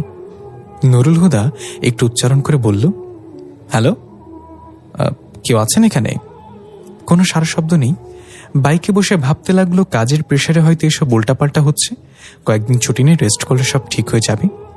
তখনই চোখ পড়ল বাইকের চাকায় রক্ত লেগে আছে। জ্যোৎস্না রাতে চাঁদের আলো স্পষ্ট দেখা যাচ্ছে রক্ত। নুরুল হুদা হতবাক হয়ে বাইক থেকে নেমে আঙ্গুলের মাথায় নিয়ে ডলতে ডলতে রক্তটা পরীক্ষা করল। নাকের কাছে নিয়ে গন্ধ নিতেই নাক কুচকে গেল। উদ্ভট একটা বাজে গন্ধ। কোনো মানুষের রক্তের এমন গন্ধ হতে পারে না। আশেপাশে চোখ বুলাতে রাস্তার পাশে এক ঝোপের ভেতর কিছু নড়াচড়া করতে দেখতে পেল। ওসি নুরুল হুদা কোমর থেকে পিস্তলটা বের করে সেটা লোড করে নিয়ে এগিয়ে গেল ধীর পায়ে। তখনই কারোর ডাকে দৃশ্য ফিরে এলো বর্তমানে, যেখানে ওসি নুরুল হুদা থানার সামনে গার্ডেনে বসে আছে। পেছনে তাকিয়ে ওসি নুরুল হুদা বলল, তুই আবার এসেছিস? দেখা গেল ইফতি বাদাম খেতে খেতে এসে ওসি নুরুল হুদার পাশে বসল এবং বলল, স্মৃতিচারণ করছিলেন নাকি ওসি সাহেব? নুরুল হুদা দাঁত কটমট করে বলল, তোর এই সময় বাসায় থাকার কথা, রাইলি চলে যাবে বাসায় কিছুক্ষণের মাঝে। ইফতি বাদামের কোষ হাতের তালুতে ডলা দিয়ে ফু দিয়ে নুরুল হুদার চেহারায় মেরে বলল, সে নিয়ে আপনি চিন্তা করবেন না, তারা মন্ত্রের কার্যক্রম সম্পন্ন করে ফেলেছে, রাইলি গিয়ে কিছুই টের পাবে না। নুরুল হুদা বলল, 2টা মার্ডার হয়েছে, তাতেই মিডিয়া পাড়ায় তোলপাড় শুরু হয়ে গিয়েছে, আরো 3টা মার্ডার হবে। এসব আমি কিভাবে সামাল দিব সেটা তুই ভেবেই কোল কিনারা করতে পারছি না, আর তুই আমার সামনে বসে বাদাম ফোটাচ্ছিস। ইটস নট মাই বিজনেস, নিন বাদাম খান। নুরুল হুদা ছিটকা মেরে বাদাম ফেলে দিয়ে বলল, তুই খা বাদাম, আমাকে একা থাকতে দে একটু। ইফতি বাকি বাদামগুলো ফেলে দিয়ে বলল, না, বেশি বাদাম খেলে ঝাল বায়ু আসে, শুধু বায়ু দূষণ করা মোটেও ঠিক না। তুই কি এখন যাবে এখান থেকে? যাচ্ছি ওসি সাহেব, যাচ্ছি। আর হ্যাঁ, কাল রাতে রাইলির সাথে আমার দেখা হয়েছে এবং কথা হয়েছে, ভারী মিষ্টি হেসে। আমি তো ভাবছি আপনার মতো অমানুষের ডিম থেকে এত মিষ্টি ছাও ফুটলো কি করে। নুরুল হুদার আগে কাঁপতে কাঁপতে পিস্তল হাতে রাখলো। ইফতি হাসতে হাসতে টুম করে অদৃশ্য হয়ে গেল। নুরুল হুদা হাতের মুষ্টি করে শক্ত করে বেঞ্চে ঘুষি মারতে লাগলো আর বলতে লাগলো, যা আমি শুরু করেছি তা শেষ করতে পারবো তো? দৃশ্য পরিবর্তন। ভার্সিটি শেষ করে রাইলি দাঁড়িয়ে আছে বাসের জন্য। শামীম চলে গিয়েছে হোস্টেলে। বাস এসে থামলো। রাইলি তাড়াতাড়ি করে বাসে উঠে গেল। অবাক হয়ে দেখলো লামিয়া নামে সেই মেয়েটাও আছে পাশে। তার পাশের সিট ফাঁকা থাকায় রাইলি আর কিছু না ভেবে বসে পড়ল তার পাশে। লামিয়া সুন্দর করে হেসে বলল, বলেছিলাম না আবার দেখা হবে। এতে ইত্তেফাক, পৃথিবী গোল, তাই ঘুরতে ঘুরতে দেখা হয়ে যেতেই পারে। হ্যাঁ, আজকাল তো 4 আত্মীয় স্বজনের দেখা হয় যখন 5ম জনকে কাঁধে নিয়ে কবরস্থানে যেতে হয়। সেখানে আমাদের দেখা হওয়াটা অস্বাভাবিক কিছু না। বাই দ্য ওয়ে, কোথায় থাকো তুমি? কেন, চুরি করতে আসবে নাকি আমার বাসায়? লামিয়া ফিক করে হেসে বলল, আমি যা চুরি করি তা তোমার কাছে নেই। আচ্ছা, কি চুরি করো তুমি? ব্যাডা মানুষ। রাইলিও হেসে দিয়ে বলল, আমার কাছে একটা আছে, ওর নাম গদা। প্লিজ ওকে একটু চুরি করে নিয়ে যাও, প্রচুর প্যারা দেয়। ঠিক আছে, তুমি যেহেতু বলছো অবশ্যই করব, ফ্রেন্ড। হাত বাড়ি দিয়ে লামিয়া বলল। রাইলু হাত মিলিয়ে বলল, আমার সাথে বন্ধুত্ব করলে মূল্য দিতে হবে। তোমার জন্য জান হাজির, শুধু কখনো চাইও না। দুজনে হেসে উঠল একসাথে। দৃশ্য পরিবর্তন। দেখা যায় হোস্টেলের শামীম এসে ফ্রেশ হয়ে স্মোক করার জন্য ছাদে উঠেছে। ছাদের এক পাশে আরেকজন বসে আছে, অন্যদিকে মুখ করে বাইরে পা ঝুলিয়ে। শামীম সেদিকে ধ্যান না দিয়ে সিগারেটটা মুখে নিয়ে পকেটে লাইটার খুঁজতে লাগলো। কিন্তু মনে পড়লো লাইটার তো রুমে ব্যাগের ভেতর। লাইটার আনতে নিচে যাবে তখন শামীম ভাবলো বসে থাকা তার কাছে লাইটার চেয়ে নেওয়া যাক। এবার নিচে যেতে ভালো লাগছে না। এইভাবে তাকে উদ্দেশ্য করে বলল, এক্সকিউজ মি ব্রো, লাইটারটা একটু দেয়া যাবে? তার কোনো প্রতিক্রিয়া দেখা গেল না। যেভাবে আছে সেভাবে বসে রইল। শামীম একটু এগিয়ে গিয়ে আবার ডাক দিল, কিন্তু এবারও তার দিক থেকে কোনো সাড়া এলো না। শামীম ভাবলো তার কানে হয়তো ব্লুটুথ লাগানো, তাই শুনতে পাচ্ছে না। এই ভেবে এগিয়ে গিয়ে সোজা তার কাঁধে হাত রেখে বলল, লাইটার আছে ব্রো? সে এবার ধীরে ধীরে মটমট করে ঘাড় ঘুরিয়ে তাকালো শামীমের দিকে। তার শরীর ঘুরল না, শুধু ঘাড় ঘুরল পুরোটা। তার মুখে ছিল ভয়ানক হাসি এবং চোখ ছিল সাদা ধবধবে মণিবিহীন। আর সবচেয়ে ভয়ঙ্কর বিষয় শামীম লক্ষ্য করল, এটার কেউ না, বরং সে নিজেই। রাইলি ভার্সিটি থেকে বাসে এসে ফ্রেশ হওয়ার জন্য ওয়াশরুমে চলে গেল। টাওয়াল কাঁধে নিয়ে ওয়াশরুমের লাইটের সুইচ চাপ দিল, কিন্তু লাইট জ্বলছে না। রাইলি একটু অবাক হলো, সকালেই তো ঠিক ছিল। কয়েকবার ট্রাই করার পরও লাইট জ্বলল না। রাইলি রেগে ফাঁক বলে ফিরে এলো রুমে মোবাইল নিতে। ফ্ল্যাশ জ্বালিয়ে যেতে হবে ওয়াশরুমে। ফোন উঠাতেই স্ক্রিনে 2টা মিসড কল দেখা গেল। বাবা কল দিয়েছিল। মোবাইল সাইলেন্ট থাকার কারণে শোনা যায়নি। রাইলি খুশি হবে নাকি অবাক হবে ভেবে পাচ্ছে না। জীবনের প্রথম রাইলির ফোনে বাবার কল এসেছে। তাড়াতাড়ি করে কল ব্যাক করলো রাইলি। একবার রিং হতে রাইলির বাবা কল রিসিভ করে কর্কশ গলায় বলল, কোথায় থাকো তুমি? কল ধরলে না কেন? সরি বাবা, আমি ওয়াশরুমে ছিলাম। আমার কথা মন দিয়ে শোনো, বাসায় একজন মেহমান যাবে, তার খাতিরদারিতে কোনো যেন কমতি না হয়। আর সে যাওয়ার সময় তোমাকে একটা জিনিস দিয়ে যাবে, সেটা কোনো রকম পর্যবেক্ষণ না করে আমার রুমে রেখে দেবে। রাইলি চিন্তায় পড়ে যায়। আমি একা বাসায়, মেহমান আসবে মানে? কে আসবে? আমাদের তো কোনো আত্মীয় স্বজনও নেই। এসব চিন্তা করছিল রাইলি, তখন রাইলির বাবা ধমক দিয়ে বলল, কি হলো? কথা গানে গিয়েছে তোমার? আমি কি বলেছি? রাইলি ধমক খেয়ে চমকে উঠে তোলতানো কণ্ঠে বলল, জি জি জি বাবা, শুনেছি। আপনি কোনো চিন্তা করবেন না, আমি সামলে নেব। রাইলির বাবা ঠিক আছে বলে ফোন কাটতেই যাবে, তার আগে রাইলি বলল, বাবা আপনি কখন আসবেন বাসায়? কেন? আমি কখন আসবো সেটাতে তোমার কাজ কি? তোমাকে যতটুকু বলা হয়েছে ততটুকু করো। বেশি কথা আমি পছন্দ করি না, জানো না? সরি বাবা, আসলে ওয়াশরুমের লাইট। কথা শেষ না করতে ফোন কেটে দিল রাইলির বাবা। রাইলি ফোন হাতে নিয়ে ঠায় দাঁড়িয়ে ভাবতে লাগলো, কে আসবে? মেহমান আসলে বাবা বাসায় থাকাকালীন কেন আসবে না? আমি একা একটা মেয়ে বাসায়, এভাবে কিভাবে কেউ বাসায় আসবে এত রাতে? নাকি বাবা আমাকে ছেলে মনে করে? এই বলে রাইলি নিজের শরীরের ওপর চোখ বুলিয়ে নিয়ে বলল, না আমি তো মেয়েই। যাই হোক, দেখা যাক কে আসে, আমি গিয়ে ফ্রেশ হয়ে আসি। মোবাইল নিয়ে ওয়াশরুমের দিকে চলে গেল। একটু দূর থেকে রাইলি দেখলো ওয়াশরুমের লাইট জ্বলছে। আরে লাইট তো জ্বলে আছে, তাহলে তখন কি হয়েছিল? হতে পারে লুজ কানেকশন। বেশি কিছু না ভেবে রাইলি ওয়াশরুমে ঢুকতে যাবে, তখনই চোখে পড়ল সুইচ বোর্ডের দিকে। এ কি, লাইটের সুইচ তো অফ করা, তাহলে লাইট জ্বলে আছে কিভাবে? রাইলি নিজের চোখে কচলে আবার তাকালো। ঠিকই তো আছে দেখছি, লাইটের সুইচ অফ কিন্তু লাইট চলে আছে। এ তো পুরো মাতাল মাতাল অবস্থা। আজকাল লাইটেও নেশা করে নাকি? রাইলি আর মাথা না ঘামিয়ে গান গাইতে গাইতে ওয়াশরুমে চলে গেল। মাতাল হয়ে হিসু করব দেয়ালে, যা হবে তা দেখা যাবে সকালে। টাওয়ালটা রেখে বেসিনের দিকে চোখ পড়তে মনে হলো একগুচ্ছ চুল ভেতরে চলে গেল। রাইলি মনের ভুল ভেবে পানি ছেড়ে প্রথমে মুখে পানি দিল, এরপর ফেস ওয়াশ মেখে ঘষা মশা শুরু করতেই রাইলির পেছনে দৃশ্যমান হলো ইফতি। যা বুঝতে পারল না, ইফতি রাইলির ঠিক পেছনে দাঁড়িয়ে আছে, ঠোঁটে কোনো এক পৈশাচিক হাসি নিয়ে ধীরে ধীরে রাইলির চুলের ঘ্রাণ নিতে লাগলো। ফিসফিস করে রাইলি কানে বলল, আমি এখানে। রাইলি চমকে গিয়ে তাড়াতাড়ি করে মুখে পানি দিয়ে পরিষ্কার করে পেছনে তাকালো, কিন্তু সেখানে কেউ ছিল না। রাইলি স্পষ্ট কারোর কণ্ঠ শুনতে পেয়েছে, এটা মনের ভুল হতে পারে না। তখনই পেছনে আয়নার ভেতর থেকে শব্দ আসতে লাগলো, যেন কেউ আয়নায় নখ দিয়ে আঁচড় কাটছে। রাইলি এবার প্রচন্ড ভয় পেয়ে গেল। ধীরে ধীরে ঘাড় ঘুরিয়ে পেছনে তাকিয়ে দেখল আয়নার মাঝে রাইলির এক ভয়ানক রূপ। রাইলি চিৎকার করে এক দৌড়ে ওয়াশরুম থেকে বের হয়ে সোজা মেইন দরজা খুলে বাইরে চলে যেতে নিল, কিন্তু দরজা খুলতেই দেখা গেল কেউ একজন দাঁড়িয়ে আছে। রাইলি কোনো মতে নিজের দৌড় থামাতে থামাতে তার সাথে ধাক্কা লাগতেই যাচ্ছিল একটা মেয়ে, মুখে মাস্ক পরিহিত। রাইলি জিজ্ঞাসা করল, কে তুমি? মেয়েটা বলল, মেহমান। রাইলি এক স্বস্তির নিঃশ্বাস নিয়ে হাফ ছেড়ে বলল, যাক, তাহলে তুমি মেহমান। আমি ভাবছিলাম কোন ব্যাডা মানুষ হবে। এখন তোমার মেহমান হওয়ার জন্য আমাকে জেন্ডার চেঞ্জ করে আসতে হবে নাকি? আরে তা বলিনি, আসো ভেতরে আসো। একটা কথা বলো তো, আমরা কি পূর্ব পরিচিত? না মানে তোমার কণ্ঠটা অনেক চেনা লাগছে। মেয়েটা এবার সোফায় বসে মাস্ক খুলে বলল, দেখো তো চেহারাটাও চেনা লাগছে কিনা। রাইলি হা করে টাসকে খেয়ে বলল, লামিয়া তুমি?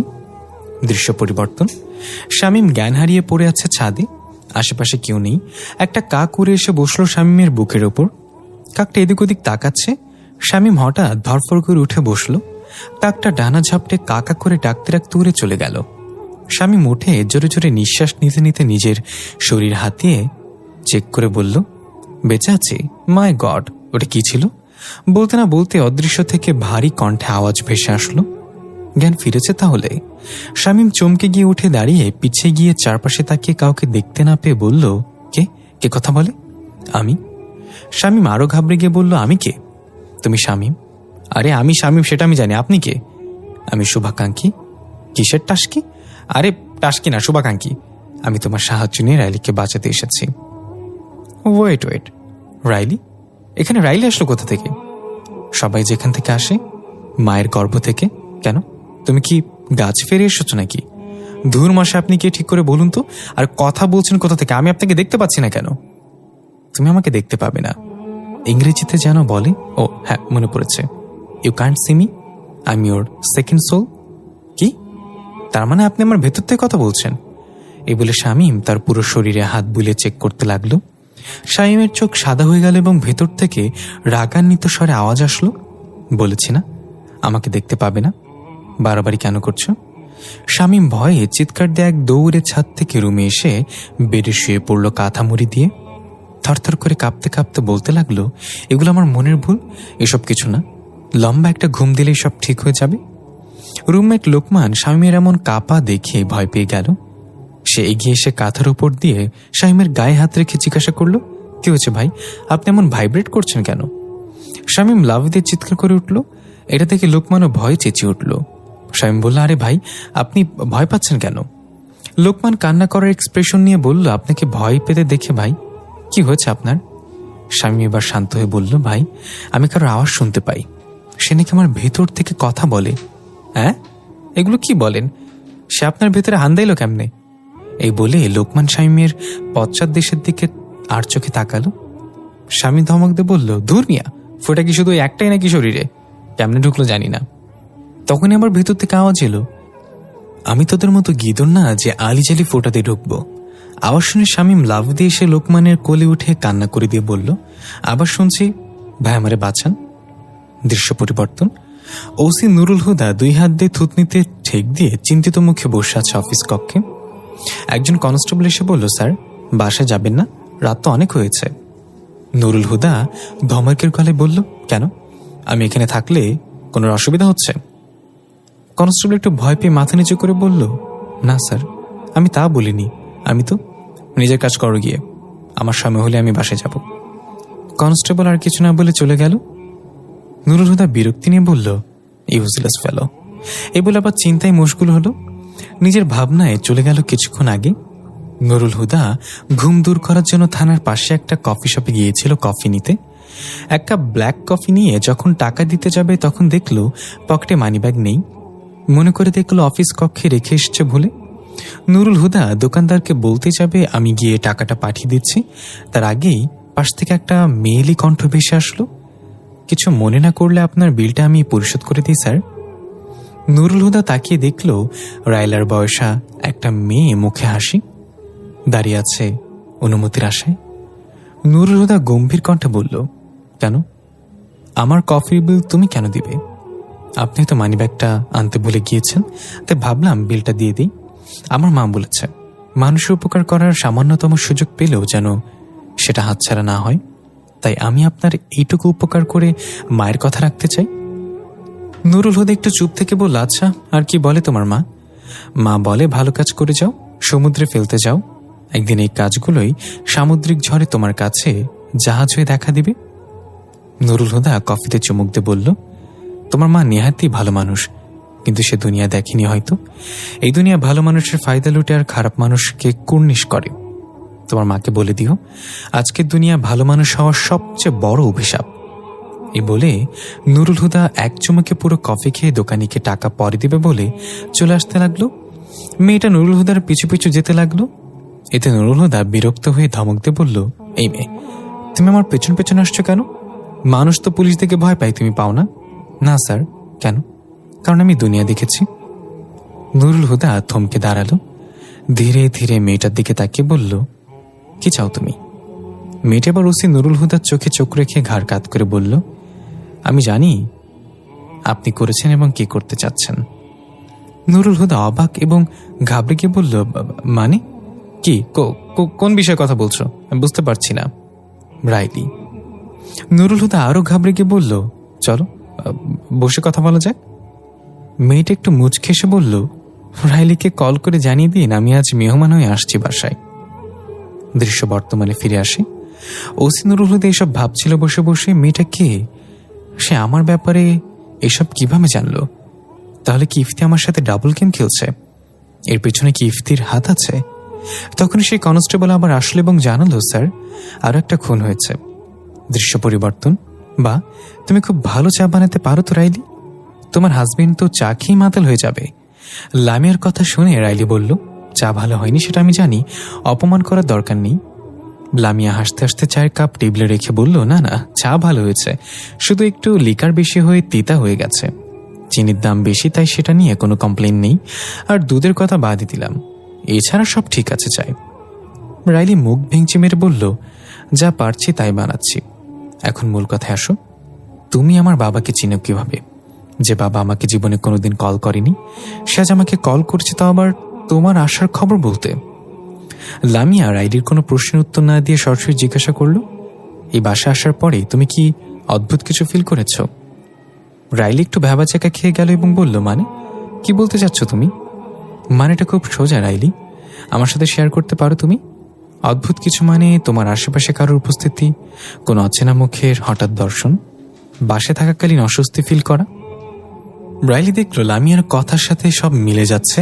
হ্যাঁ, এসব হচ্ছে তো বাসায়, কিন্তু লামিয়া কিভাবে জানে? রাইলি নিজেকে সামলে নিয়ে বলল, তুমি আসলে কে বলো তো? আমি তোমার ফ্রেন্ড, মনে নেই আমার বাসে আমরা বন্ধুত্ব করেছি? আজ বন্ধুর বিপদে যদি বন্ধু কাজে না আসে তাহলে কেমন বন্ধুত্ব? কিন্তু তুমি এসব জানলে কি করে? এগুলো তো আমি কারোর সঙ্গে শেয়ার করিনি। ও হ্যাঁ, গদার সাথে শেয়ার করেছিলাম, কিন্তু তো হেসে উড়িয়ে দিল আমার কথা। তাহলে কি গদা তোমাকে এসব বলেছে? রাইলি, তুমি এত প্যানিক করছো কেন? শান্ত হও। গদা না পাদা সে আমাকে কিছু বলেনি, আমি একজন অলৌকিক বিষয়ে পারদর্শী মেয়ে। রাইলি কথা টেনে নিয়ে বলল, মানে তুমি ওঝা? হোয়াট? ওঝা মানে? আমার নাম আর পেলে না তুমি, তান্ত্রিক বললে হতো। যাই হোক, এখন আমার কথা শোনো। তোমার সাথে যেদিন আমার প্রথম দেখা হয়েছিল সেদিন তোমাকে দেখে আমি তোমার মাঝে নেগেটিভ কিছু অনুভব করেছিলাম, আর সে সূত্র ধরেই খোঁজ নিয়ে আমি তোমার বাবার সাথে দেখা করেছি। তাকে সবকিছু বলেছে এই সম্পর্কে। সে আমাকে পাঠিয়েছে তোমার খেয়াল রাখার জন্য। বাবা? বাবা আমার জন্য চিন্তা করে তাহলে? রাইলির মুখে এক চিলতে হাসি ফুটে উঠল। এখন আমাকে বলো, তুমি কি দেখেছ? রাইলি একটু চুপ থেকে কিছু বলতে যাবে, তার আগেই ঘরের সকল লাইটগুলো জ্বলতে নিভতে শুরু করলো। সবকিছু কাঁপতে লাগলো। জানালার পর্দাগুলো দমকা বাতাসে উঠতে শুরু করলো। রাইলি চিৎকার করে বলল, একটা লাইটের যদি কিছু হয়, তোর ইলেকট্রিশিয়ান গিরি কিন্তু আমি একদম ওইটা দিয়ে বের করবো। এটা বলতে এই লাইট জ্বলানি বন্ধ হয়ে গেল, সাথে সবকিছু স্বাভাবিক হয়ে গেল। লামিয়া হা করে বলল, তুমি এত সাহসী হবে ভাবতে পারিনি তো। কিসের সাহসী? লাইট ফিউজ হলে বাবা অনেক বকবে আমাকে, আর তুমি আছো বলে মুখ দিয়ে একটুকু বের করতে হয়েছে, না হলে মুখের কথা মুখে দিয়ে বের না হয়ে অন্য ফুটো খুঁজে। লামি উঠে দাঁড়িয়ে বলে, ঠিক আছে বুঝেছি, তোমার আর কিছু বলতে হবে না আমাকে। তোমার ওয়াশরুমে নিয়ে চলো আমাকে তোমার। রাইলি লামিয়াকে নিয়ে তার ওয়াশরুমের দিকে গেল। তারা যাওয়ার পর পেছনে দৃশ্যমান হল ইফতি একটু রাগান্বিত কণ্ঠে একা একাই বলল, দুজন একসাথে ওয়াশরুমে কেন যাচ্ছে? একজন করব আরেকজন দেখবো নাকি? ছি। দেখা গেল রাইলি এবং লামিয়া ওয়াশরুমে এসেছে। লামিয়া বলল, আমি কি তোমার একটা চুল পেতে পারি?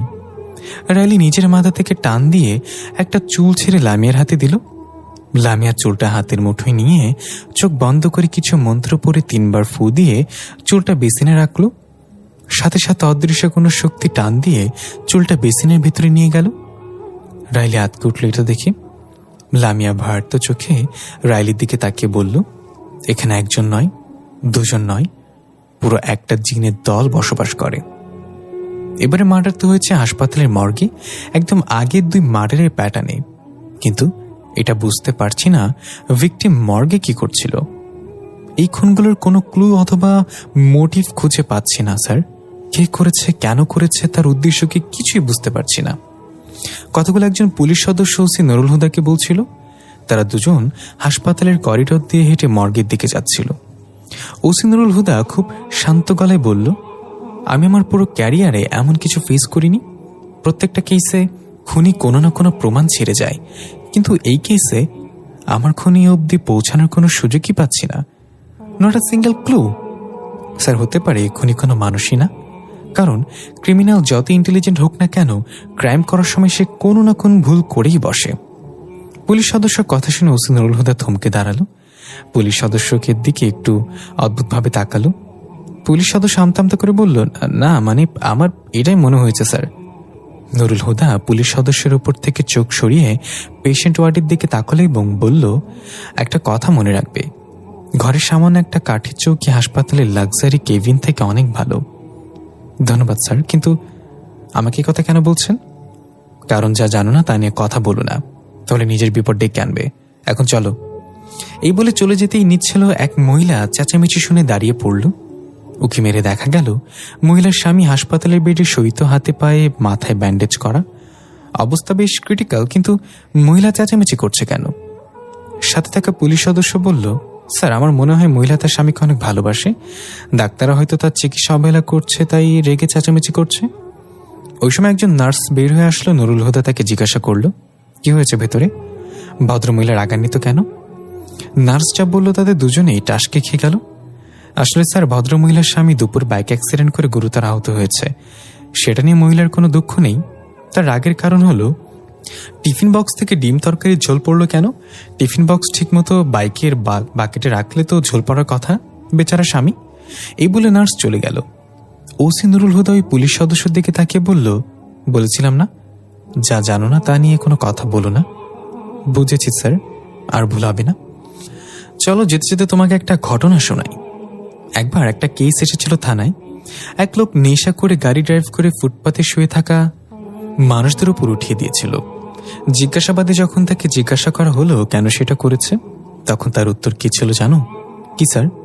তার উত্তর ছিল, আমি চাই তারা ফুটপাতে কষ্ট করে শুয়ে না থেকে হাসপাতালের বেডে শুয়ে থাকুক শান্তিতে। পুলিশ সদস্য হাসতে হাসতে বলল, হোয়াট আ লজিক! তাকে তো মানবতার সেবার জন্য অ্যাওয়ার্ড দেওয়া দরকার ছিল স্যার। কথা বলতে বলতে দুজন পৌঁছে গেল ক্রাইম সিনে তথা মর্গে। ওসি নুরুল হুদা হাতে গ্লাভস আর মুখে মাস্ক পরে নিল। ফরেন্সিক টিম তাদের কাজ করছে।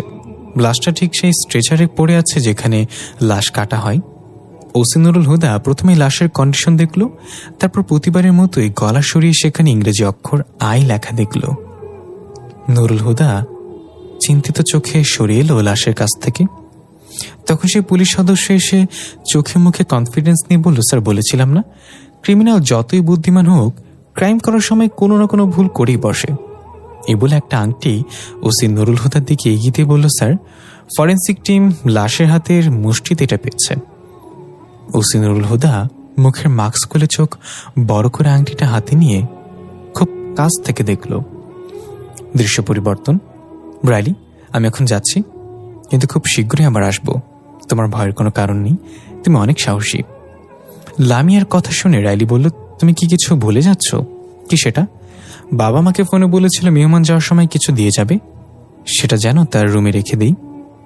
লামি একটু মুচকে এসে নিজের পার্স থেকে একটা কাগজের খাম বের করে রাইলির দিকে এগিয়ে দিয়ে বলল, আমি তোমাকে পরীক্ষা করতে চেয়েছিলাম। আসলে তুমি অনেক হুঁশিয়ার, তোমাকে বশ করা তো সহজ হবে না।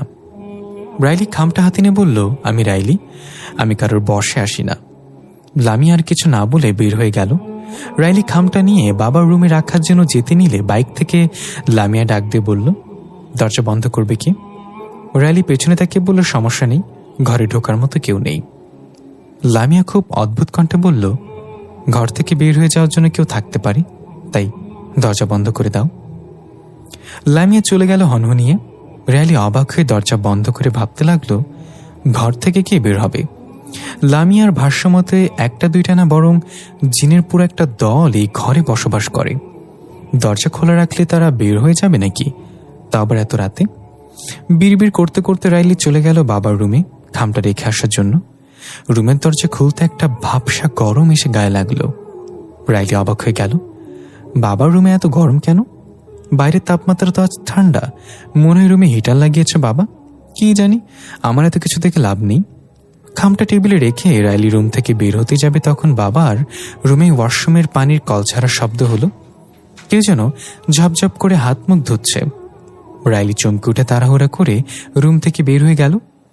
বাইরে এসে ফ্রিজ থেকে পানির বোতল বের করে ঢকঢক করে গিলতে লাগলো। পানি খাওয়া শেষে চেয়ারে বসে লামিয়ার বলা একটা কথা ভাবল, যেটা লামিয়া রাইলির কানে ফিসফিস করে বলেছিল, একটা নির্দিষ্ট সময় পর্যন্ত তারা তোমার কোনো ক্ষতি করবে না, তাই তুমি ভয় না পেয়ে তাদের সামনা করো। রাইলি এটা ভেবে পানির বোতলটা টেবিলে রেখে আবার ফিরে গেল বাবার রুমে। ওয়াশরুমে এখনো ঝাপঝাপ করে পানির কল চলছে। রাইলি ওয়াশরুমের সামনে গিয়ে চেঁচিয়ে বলল, পানির বিল কি তোর বাপ দেয়? এতক্ষণ ধরে পানির কল ছেড়ে রেখেছিস, বন্ধ করে এটা। বলতেই সাথে সাথে কল বন্ধ হয়ে গেল। রাইলি বলল, এখন থেকে এই বাসায় থাকতে হলে নিয়ম মেনে থাকতে হবে। অযথা পানি খরচ করা যাবে না, লাইট নিয়ে কোনো ভেলকিবাজি করা যাবে না, সব একদম বন্ধ। গলা দিয়ে গড়গড় আওয়াজ করা যাবে না, দরকার পড়লে আদা দিয়ে রং চা খাবি। কথা কি বোঝা গিয়েছে? কোনো সারা শব্দ এলো না। রাইলি আবার চেঁচিয়ে বলল, কথা কি বোঝা গিয়েছে? এবার ঘরের লাইট একবার অফ হয়ে আবার অন হলো। রাইলি বলল, এই তো গুড বয় নাকি গার্ল জানি না, আমি এখন ঘুমাতে যাব, কি আমাকে বিরক্ত করবি না। এই বলে রাইলি পেছনে ঘুরতে এক শরীরের সাথে ধাক্কা খেলো। রাইলি চমকে উঠে পেছাতে গিয়ে পড়ে যেতে নিলে সে খপ করে রাইলির হাতটা ধরে এক টান দিয়ে নিজের বুকে টেনে নিল। রাইলি তাড়াতাড়ি জোর খাটিয়ে তার বাহুডোর থেকে নিজেকে ছাড়িয়ে বলল, আপনি আপনি আবার এসেছেন। দেখা গেল এটা ছিল ইফতি। ভুবন ভুলানো হাসি নিয়ে এক দৃষ্টিতে রাইলির দিকে তাকিয়েছে ইফতি। হ্যালো, চোখ দিয়ে বাসর সেরে ফেলবেন নাকি? রাইলির কথা শুনে ইফতি হুঁশে এসে বলল, বাবা না, মানে তোমার চোখে বারবার নিজেকে হারিয়ে ফেলি, ওই চোখে তাকালে আমি অন্তহীন হয়ে পড়ি, যেন তোমার সৌন্দর্যের কাছে আমার কোনো অস্তিত্বই নেই। এসব আবাল মার্কা ফ্লাটিং জায়েদ খানের থেকে শিখেছেন নাকি? আর আমার জানা মতে আপনি এই ঘরে থাকা জিনদের মাঝে একজন, আপনাকে কি আলাদা করে বলতে হবে নাকি নিয়ম কানুন? ইফতি হাসতে হাসতে বলল, প্রথম কথা হলো আমাকে সবার সাথে গুলিয়ে ফেলো না, আর দ্বিতীয় কথা হলো আমি তোমার হুকুমের গোলাম নই। এখানে থাকতে হলে আমার গোলাম হয়েই থাকতে হবে মিস্টার ইফতি। মিস্টার ইফতি, হ্যাঁ সে যেই হন আপনি। এখন একটা কথা বলেন তো আমাকে, এই বাসায় আপনারা কয়জন থাকেন? ইফতি একটু হিসাব করে বলতে লাগলো, জলিল চাচা, তার স্ত্রী এবং সাথে 7 ছেলে, ময়নাল ভাইয়ের 13 ছেলে 2 মেয়ে, ঝাক্কাস ফুপার 18 মেয়ে। থামুন থামুন, আর বলতে হবে না, মানে আপনারা পুরো পরিবারের বর্গ নিয়ে এখানে চলে এসছেন, আর এক একজনে এতগুলো করে আন্ডা বাচ্চা। আপনাদের ওই জায়গায় কি ফার্মেসি শপ নেই? রাইলির কথা শুনে ইফতি কাশতে কাশতে বলল, চেঞ্জ দ্য টপিক। এমনিতে দর্শকরা ক্ষেপে আছে। আচ্ছা, আমি হয়রান হচ্ছি এটা ভেবে যে তুমি আমাকে ভয় না পেয়ে সিনা টান করে কথা বলছো। ওই মেয়েটা এসে কি তোমাকে সাহসের বড়ি খাইয়ে দিয়েছে নাকি? ভয় পাবো কেন? আমি আপনাদের বাসায় না, বরং আপনার আমার বাসায় অবৈধভাবে থাকছেন। আর আপনি এমন গুড লুকিং হ্যান্ডপাম্প হয়ে কারোর সামনে এলে সে ভয়ের পরিবর্তে আপনার প্রেমে পড়ে যাবে। আই থিঙ্ক ওটা হ্যান্ডপাম্প না, হ্যান্ডসাম হবে। সে যাই হোক, এখন কথা বলেন তো, আপনারা পুরো গোষ্ঠী এখানে কি করছেন? আপনাদের উদ্দেশ্যটা কি? ইফতি এগিয়ে গিয়ে রাইলির কানে কানে ফিসফিস করে বলল, এটা সিক্রেট। তো খেয়ে ফেলুন। আরে সিগারেট না, সিক্রেট বলেছি। বুঝি না তোমার কানের সমস্যা নাকি আমার জিহ্বা ভারী? তাহলে বলবেন না আপনার কেন এখানে? লামি এটাই বলেছিল, আপনারা এখনই প্রকাশ করবেন না আপনাদের উদ্দেশ্য, তবে খুব শীঘ্রই এটা প্রকাশ পাবে। ইফতি রহস্যময় একটা হাসি দিল এবং বলল, আর তখন কারো কিছু করার থাকবে না। রাইলি ইফতির কথায় ধ্যান না দিয়ে হাতের দিকে তাকিয়ে বলল, আগের দিন যখন আপনাকে দেখেছিলাম আপনার হাতে একটা আংটি ছিল, বিক্রি করে দিয়েছেন নাকি? ইফতি একটু ভ্যাবাচাকা খেয়ে নিজের হাতের দিকে তাকিয়ে অবাক এবং চিন্তার ভাঁজ কপালে রেখে বলল, এটা কখন হলো? দৃশ্য পরিবর্তন। হোস্টেলের দৃশ্য দেখানো হয়। শামীম রাতভর ভয়ে চিল্লাফাল্লা করে আর লাফলাফি করে কাউকে ঘুমোতে দেয়নি। সকালে হোস্টেলের ম্যানেজার একজন কবিরাজ নিয়ে এসেছে। দেখা গেল শামীম চিত হয়ে হাত পা ছড়িয়ে শুয়ে আছে। কবিরাজ তার অক্রবক্র গাছের ডাল হাতে প্রবেশ করল।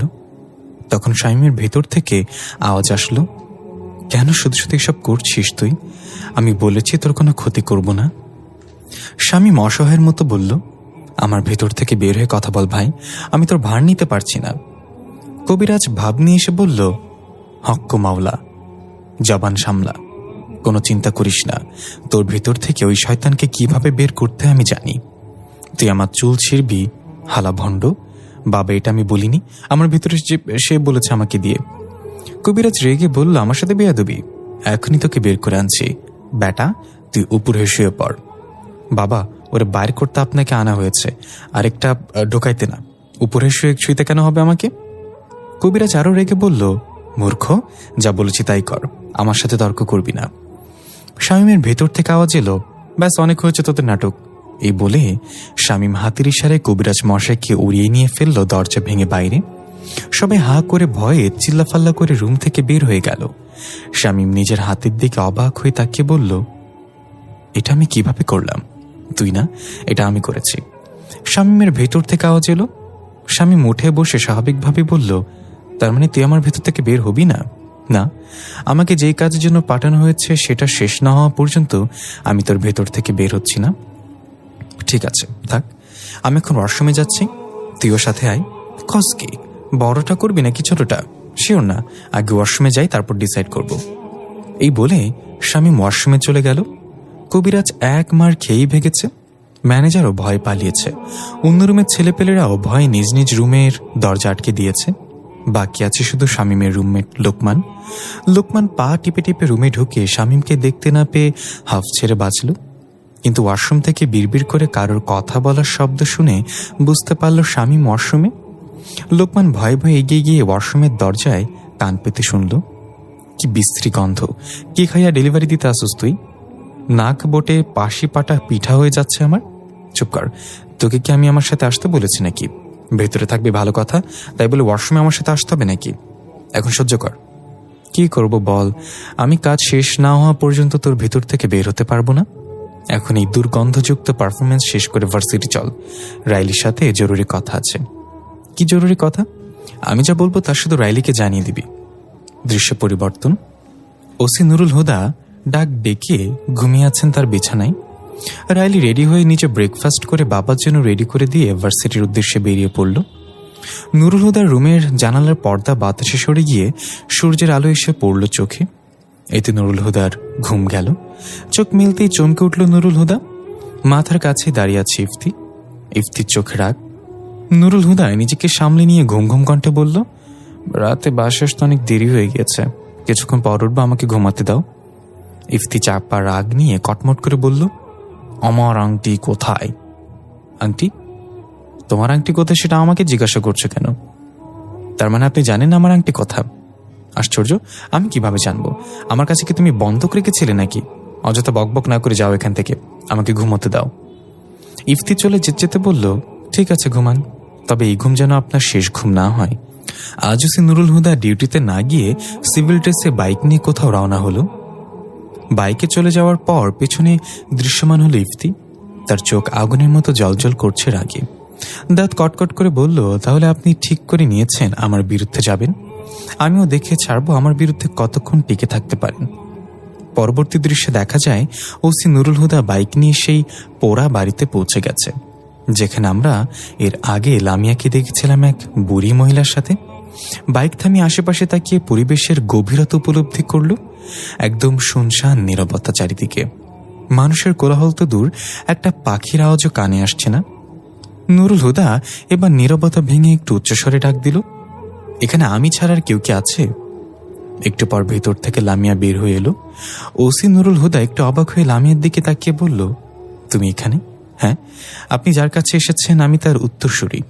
আচ্ছা, তাহলে বুড়ি তোমাকে আমার কাছে পাঠিয়েছিল গতকাল?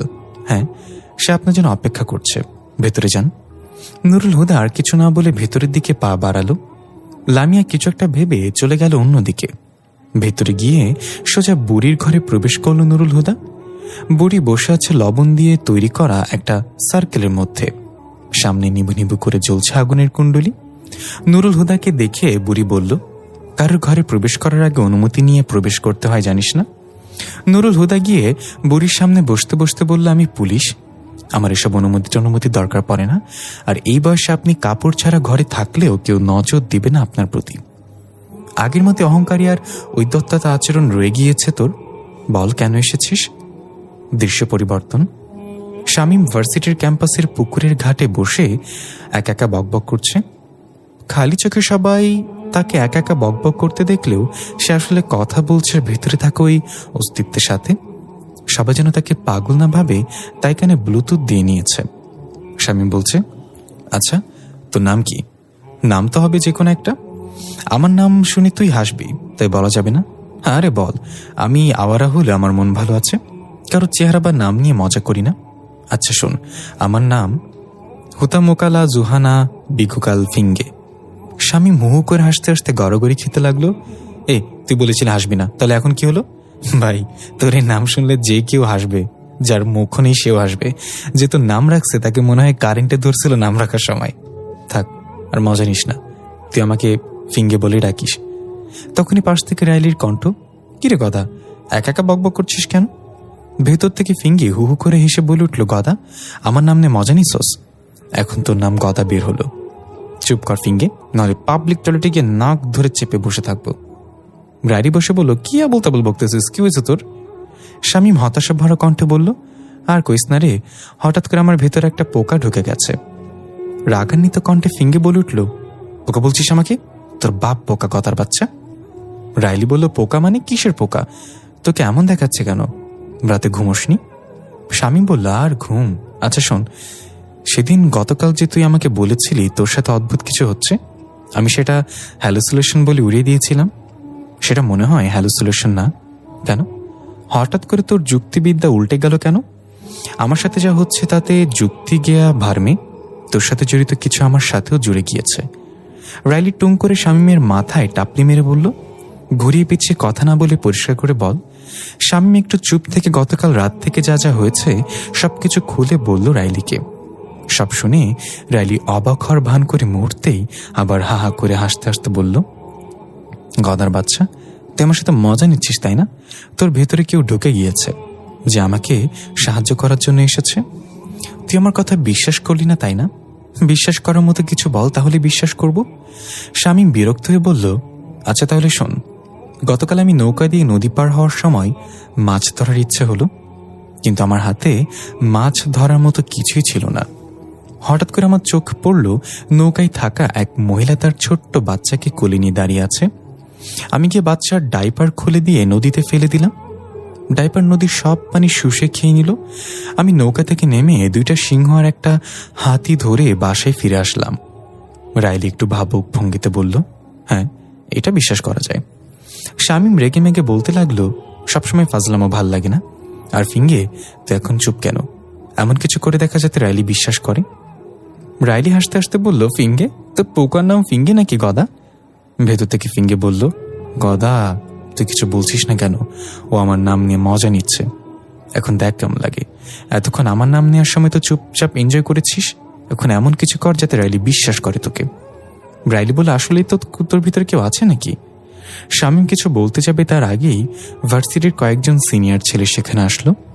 তাদের মাঝে একজন শামীমকে উদ্দেশ্য করে বলল, কিরে, অনেকক্ষণ ধরে লক্ষ্য করছি তুই মেয়েটার সাথে বাজে বাজে ব্যবহার করছিস, সমস্যা কি? শামীম বলল, আমার বন্ধু, এটা আমাদের নিজেদের মামলা, আপনাদের এখানে চাচা চৌধুরী হতে কেউ ডাকিনি। এটা শুনে ভরকে গেল শামীমের গালে ঠাস করে একটা লাগিয়ে বলল, সিনিয়রদের সাথে বেয়াদবি? এটা বলতে রাইলি রাগে ওই সিনিয়রের গালে ঠাস করে বসিয়ে বলল, সাহস কি করে হয় ওর গায়ে হাত তোলার? এতে করে পরিস্থিতি পুরো থমথমে হয়ে গেল। রাইলির হাতে থাপ্পড় খাওয়ার পর সিনিয়র প্রচণ্ড রেগে রাইলির চুলের মুঠি ধরে কিছু বলতে যাবে তার আগেই ধুম করে এক শব্দ হলো। দেখা গেল ওই সিনিয়র ফুটবলের মতো গোল হয়ে উড়ে গিয়ে মাঠের অন্য পাশে আছড়ে পড়ল। এক মুহূর্তের জন্য সবাই হা হয়ে গেল। রাইলি স্লো মোশনে তাকিয়ে দেখল শামীম রক্তলাল চক্ষু নিয়ে হাতের মুষ্টি শক্তভাবে বন্ধ করে দাঁড়িয়ে আছে। কিছু বুঝে ওঠার আগেই অন্য এক সিনিয়র শামীমের উপরে অ্যাটাক করলে শামীম এক হাতে তাকে উঁচু করে ধরে ঘুরিয়ে ঘুরিয়ে ছুঁড়ে ফেলে দিল। রাইলি অবাক হয়ে বলল, তার মানে সত্যি সত্যি তোর মাঝে পোকা আছে? দৃশ্য পরিবর্তন। নুরুল হুদা পকেট থেকে সেই আংটিটা বের করে বুড়ির হাতে দিয়ে বলল, তাকে আটকানোর অস্ত্র পেয়ে গিয়েছে। বুড়ি আংটিটা দেখে কাপা কাপা হাতে নিজের চোখের খুব কাছে নিয়ে পৈশাচিকা হাসি দিয়ে বলল, উত্তম উত্তম, অতি উত্তম, এবার সে বাঁচতে পারবে না। কিন্তু আপনাকে কথা দিতে হবে এখানে আমার যেন কোনো ক্ষতি না হয়। এখান থেকে ফেরার পরে সে ঘ্রাণ নিয়েই বুঝে যাবে আমি কোথায় গিয়েছিলাম, তারপর সে আমাকে মেরে ফেলবে। বুড়ি খিলখিল করে হাসতে হাসতে বলল, পারবো না, মেয়েটা তোর জন্য একটা খাম রেখে এসেছিল, সেটা নিশ্চয়ই দেখেছিস। নুরুল হুদার ভাবনা চলে গেল একটু আগে। টেবিলে রাখা খামটা আস্তে আস্তে খুলে দেখলো একটা ছোট্ট আতরের শিশি, সাথে একটা কাগজে লেখা, এটা নিজের নিজের মাথায় মাথায় রাখিও, সে তোমার পিছু করতে পারবে না। নুরুল হুদা শিশিটা খুলে ঘ্রাণ নিয়ে নাক ছিটকে বলল, এত বাজে গন্ধ, তবু শ্বাস আটকে শিশিয়ার থেকে আতর নিয়ে মাথায় দিল। দৃশ্য বর্তমানে ফিরে এলে বুড়ি বলল, সে বুঝতেই পারবে না তুই কোথায় এসেছিলি আর কি করতে এসেছিলি। নিশ্চিন্তে ফিরে যা, আমি বন্দি করার ব্যবস্থা করছি। তাকে বন্দি করার পর কি হবে? বুড়ি খুব শান্ত গলায় বলল, তুই সবকিছু থেকে মুক্তি পাবি। নুরুল হুদা ঠোঁট বাঁকা করে প্রশান্তির এক হাসি দিয়ে উঠে চলে গেল। বুড়ি অদ্ভুত এক মন্ত্র পড়তে পড়তে আংটিটা পিতলের একটা পাত্রে রাখল। এর সাথে দেখা গেল এদিকে ইফতি নিজের মাথা চেপে ধরে বসে পড়ল এক ভয়ানক চিৎকার করে। তার আশেপাশে অনেকগুলো ছায়ামূর্তি একইভাবে চিৎকার করতে লাগলো। দৃশ্য পরিবর্তন। রাইলি রুমাল দিয়ে শামীমের ঠোঁটের কোণে লেগে থাকা রক্ত পরিষ্কার করে দিচ্ছে। শামীম ও করে বলল, আস্তে বাল, ব্যথা লাগছে তো। আচ্ছা, এখন ব্যথা লাগছে? তুই যখন ওই ছেলেদের এভাবে মারলি তখন হুঁশ ছিল না? আমি কই মারলাম? আমার তো কিছুই মনে নেই, যা করার ফিঙ্গে করেছে।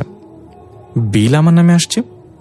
ভেতর থেকে ফিঙ্গে বলল, হালা, আমি তোর রাইলির সামনে হিরো বানিয়ে দিয়েছি আর তুই আসছোস বিল নিয়ে? তোর টাকা পিঁপড়াই খাবে। আমার কাছে 12 টাকা আছে, 2টা 5 টাকার কয়েন আর 2টা 1 টাকার কয়েন, পিঁপড়াই খেতে পারবে না। রাইলি বলল, সে তোর সাথে কথা বলছে? হ্যাঁ, তুই তাকে জিজ্ঞাসা কর সে কেন এসছে আর কি চায়। রাইলি জিজ্ঞাসা করলো, কে তুমি? নন্দিনী। রাইলি হা করে বলল, মানে? শামীম একটু রেগে বলল, ফিঙ্গি, ফাজলামো না করে রাইলির প্রশ্নের উত্তর দে। আচ্ছা তাহলে শোন। ফিঙ্গি শামীমের কণ্ঠে বলা শুরু করলো, অনেক বছর আগের কথা। রাইলি তখন লিকুইড মানে রাইলির তখনও জন্ম হয়নি।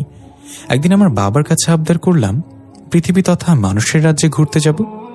তখন অবধি আমি মনুষ্য জাতি দেখিনি। বাবা প্রথমে রাজি না হলেও আমার জোরাজুরিতে রাজি হয়ে গেল। 2 দিন ছুটি পেলাম আমি পৃথিবী ঘুরে দেখার জন্য। তবে শর্ত ছিল কেউ যেন আমার আসল পরিচয় জানতে না পারে। আমি রাজি হয়ে গেলাম এবং পৃথিবীতে এসে সবার প্রথম একটা মনুষ্য মেয়ের সাথে পরিচয় হলো আমার। তার নাম ছিল রাহিলা। রাহিলা? রাহিলা তো আমার মায়ের নাম। রাইলির কথা শুনে ফিঙ্গে বলল, হ্যাঁ, কিন্তু তখনও সে তোমার মা হয়নি, অর্থাৎ তার বিয়ে হয়নি। রাহিলা দেখতে ছিল অনেক সুন্দরী এবং লম্বা কিশিনী। সে সেদিন পুকুরের ঘাটে মাটির কলসি নিয়ে পানি নিতে এসেছিল। আর সেই পুকুরেই ছিল আমাদের রাজ্যর প্রবেশদ্বার। আমি রাহিলাকে লক্ষ্য না করেই পুকুর থেকে উঠে আসছিলাম। রাহিলা হঠাৎ করে আমাকে পুকুর থেকে উঠে আসতে দেখে ভয়ে তার কোমর থেকে কলসিটা পড়ে ভেঙে গেল এবং একটা ভাঙা অংশ রাহিলার পায়ে লেগে পাটা কেটে গেল। আমি তাড়াতাড়ি উঠে এসে রাহিলাকে অভয় দিয়ে বললাম, ভয় পেও না, আমি তোমার কোনো ক্ষতি করবো না, দেখি পাটা দেখো তোমার। রাহিলা তবুও ভয় পেয়ে কাঁপতে কাঁপতে বলল, কে কে আপনি? আমাকে যেতে দিন দয়া করে। রাহিলার ওই ভয় পাওয়া বোকা বোকা চেহারা দেখেই সেদিন আমি তার প্রেমে পড়ে যাই। কি, তার মানে তুমি তুমি আমার মায়ের সে প্রেমিক যার জন্য মা আমাকে ছোট রেখে চলে গিয়েছে, আমার বাবাকে ছেড়ে দিয়েছে? তুমি সেই? রাহিলার রাগান্বিত কণ্ঠ শুনে ফিঙ্গে বলল, আফসোস, ছোটবেলা থেকে তোমাকে যা জানানো হয়েছে তাই মনের মধ্যে গেঁথে রেখেছ। কখনো জানার চেষ্টা করনি আসল সত্যটা কি। মানে কিসের সত্যি? কি বলতে চাও তুমি? আমার নিকৃষ্ট মা আমাকে এবং বাবাকে রেখে তার প্রেমিকার হাত ধরে চলে গিয়েছে। একবার চিন্তাও করিনি আমার কি হবে, মা ছাড়া কিভাবে বড় হব আমি। ছোটবেলা থেকে এখন অবধি যতবার আমি বাবার অবহেলার মুখোমুখি হয়েছি, প্রতিবার আমার মায়ের প্রতি ঘৃণা বৃদ্ধি পেয়েছে। তার সাথে যদি কখনো দেখা হয় তাহলে জিজ্ঞাসা করব কেন এটা করলো সে, কেন আমাকে অবহেলার দাবানলে ফেলে চলে গিয়েছে, কি দোষ ছিল আমার? রাইলির দুচোখ বেয়ে অশ্রু ঝরছিল কথাগুলো বলার সময়। ফিঙ্গে কিছুক্ষণ চুপ থেকে শান্ত গলায় বলল, দেখা করতে চাও তোমার মায়ের সাথে? রাইলি থমকে গেল, চোখ বড় করে বলল, তার মানে সে এখনো তোমার সাথেই আছে? ফিঙ্গে হালকা এসে বলল, চলো আমার সাথে। দৃশ্য পরিবর্তন। রাইলিদের বাড়ি সম্পূর্ণ পোড়া বাড়িতে রূপান্তরিত হয়েছে। দেয়ালগুলোতে গাছে শিকড় বেয়ে উঠছে, আসবাবপত্রগুলো ভাঙাচোরা ধুলিময় হয়ে পড়েছে, সিলিং থেকে টুপটুপ করে পানি পড়ছে। রাইলির রুম থেকে সেই একই রকম জিকিরের আওয়াজের মতো শব্দ ভেসে আসছে। ভাঙা জানলা দিয়ে একটা বড় বাজ পাখি ডানা ঝাপটে উড়ে এসে সোজা রাইলির রুমে প্রবেশ করল। দেখা গেল সেখানে পুরো রুম ভর্তি সাদা আলোর ন্যায় ছায়ামূর্তিতে ভরপুর। তারা দাঁড়িয়ে ঝুলে ঝুলে জিকিরের মতো কিছু একটা জপ করছে এক তালে। বাজ পাখিটা রুমের মাঝখানে গিয়ে ধীরে ধীরে মানুষের রূপে রূপান্তরিত হলো। এটা ছিল ইফতি, কিন্তু এবার তার রূপ ছিল ভয়ানক। পুরো চেহারা গ্রীষ্মের রোদে ফেটে যাওয়া মাঠের মতো ফাটল ধরেছে, চোখগুলো সম্পূর্ণ কালো রঙের, হাতের নখ সুচালো বড় বড়। গড়গড় করা কণ্ঠে বলে উঠল সে, ভিলেন হওয়ার সময় এসেছে। দৃশ্য পরিবর্তন। রাইলি অশ্রুসিক্ত চোখে দাঁড়িয়ে আছে একটা মাটির স্তূপের সামনে, পেছনে বুকে হাত বেঁধে দাঁড়িয়ে আছে শামীম। রাইলি নরম কণ্ঠে বলল, এটা কি সত্যি? শামীমের কণ্ঠে ফিঙ্গে বলল, এটাই সত্যি, তোমার মা এখানে শায়িত। তাহলে তুমি সে ছিলে না যার সাথে মা চলে গিয়েছিল, তাই না? না, আমি ছিলাম না, বরং সে কেউ ছিল না। তোমার মা কারোর সাথে চলে যায়নি, সে ছিল এক নোংরা খেলার প্রধান ভিকটিম, আর এই খেলার মূলে রয়েছে তোমার বাবা নুরুল হুদা।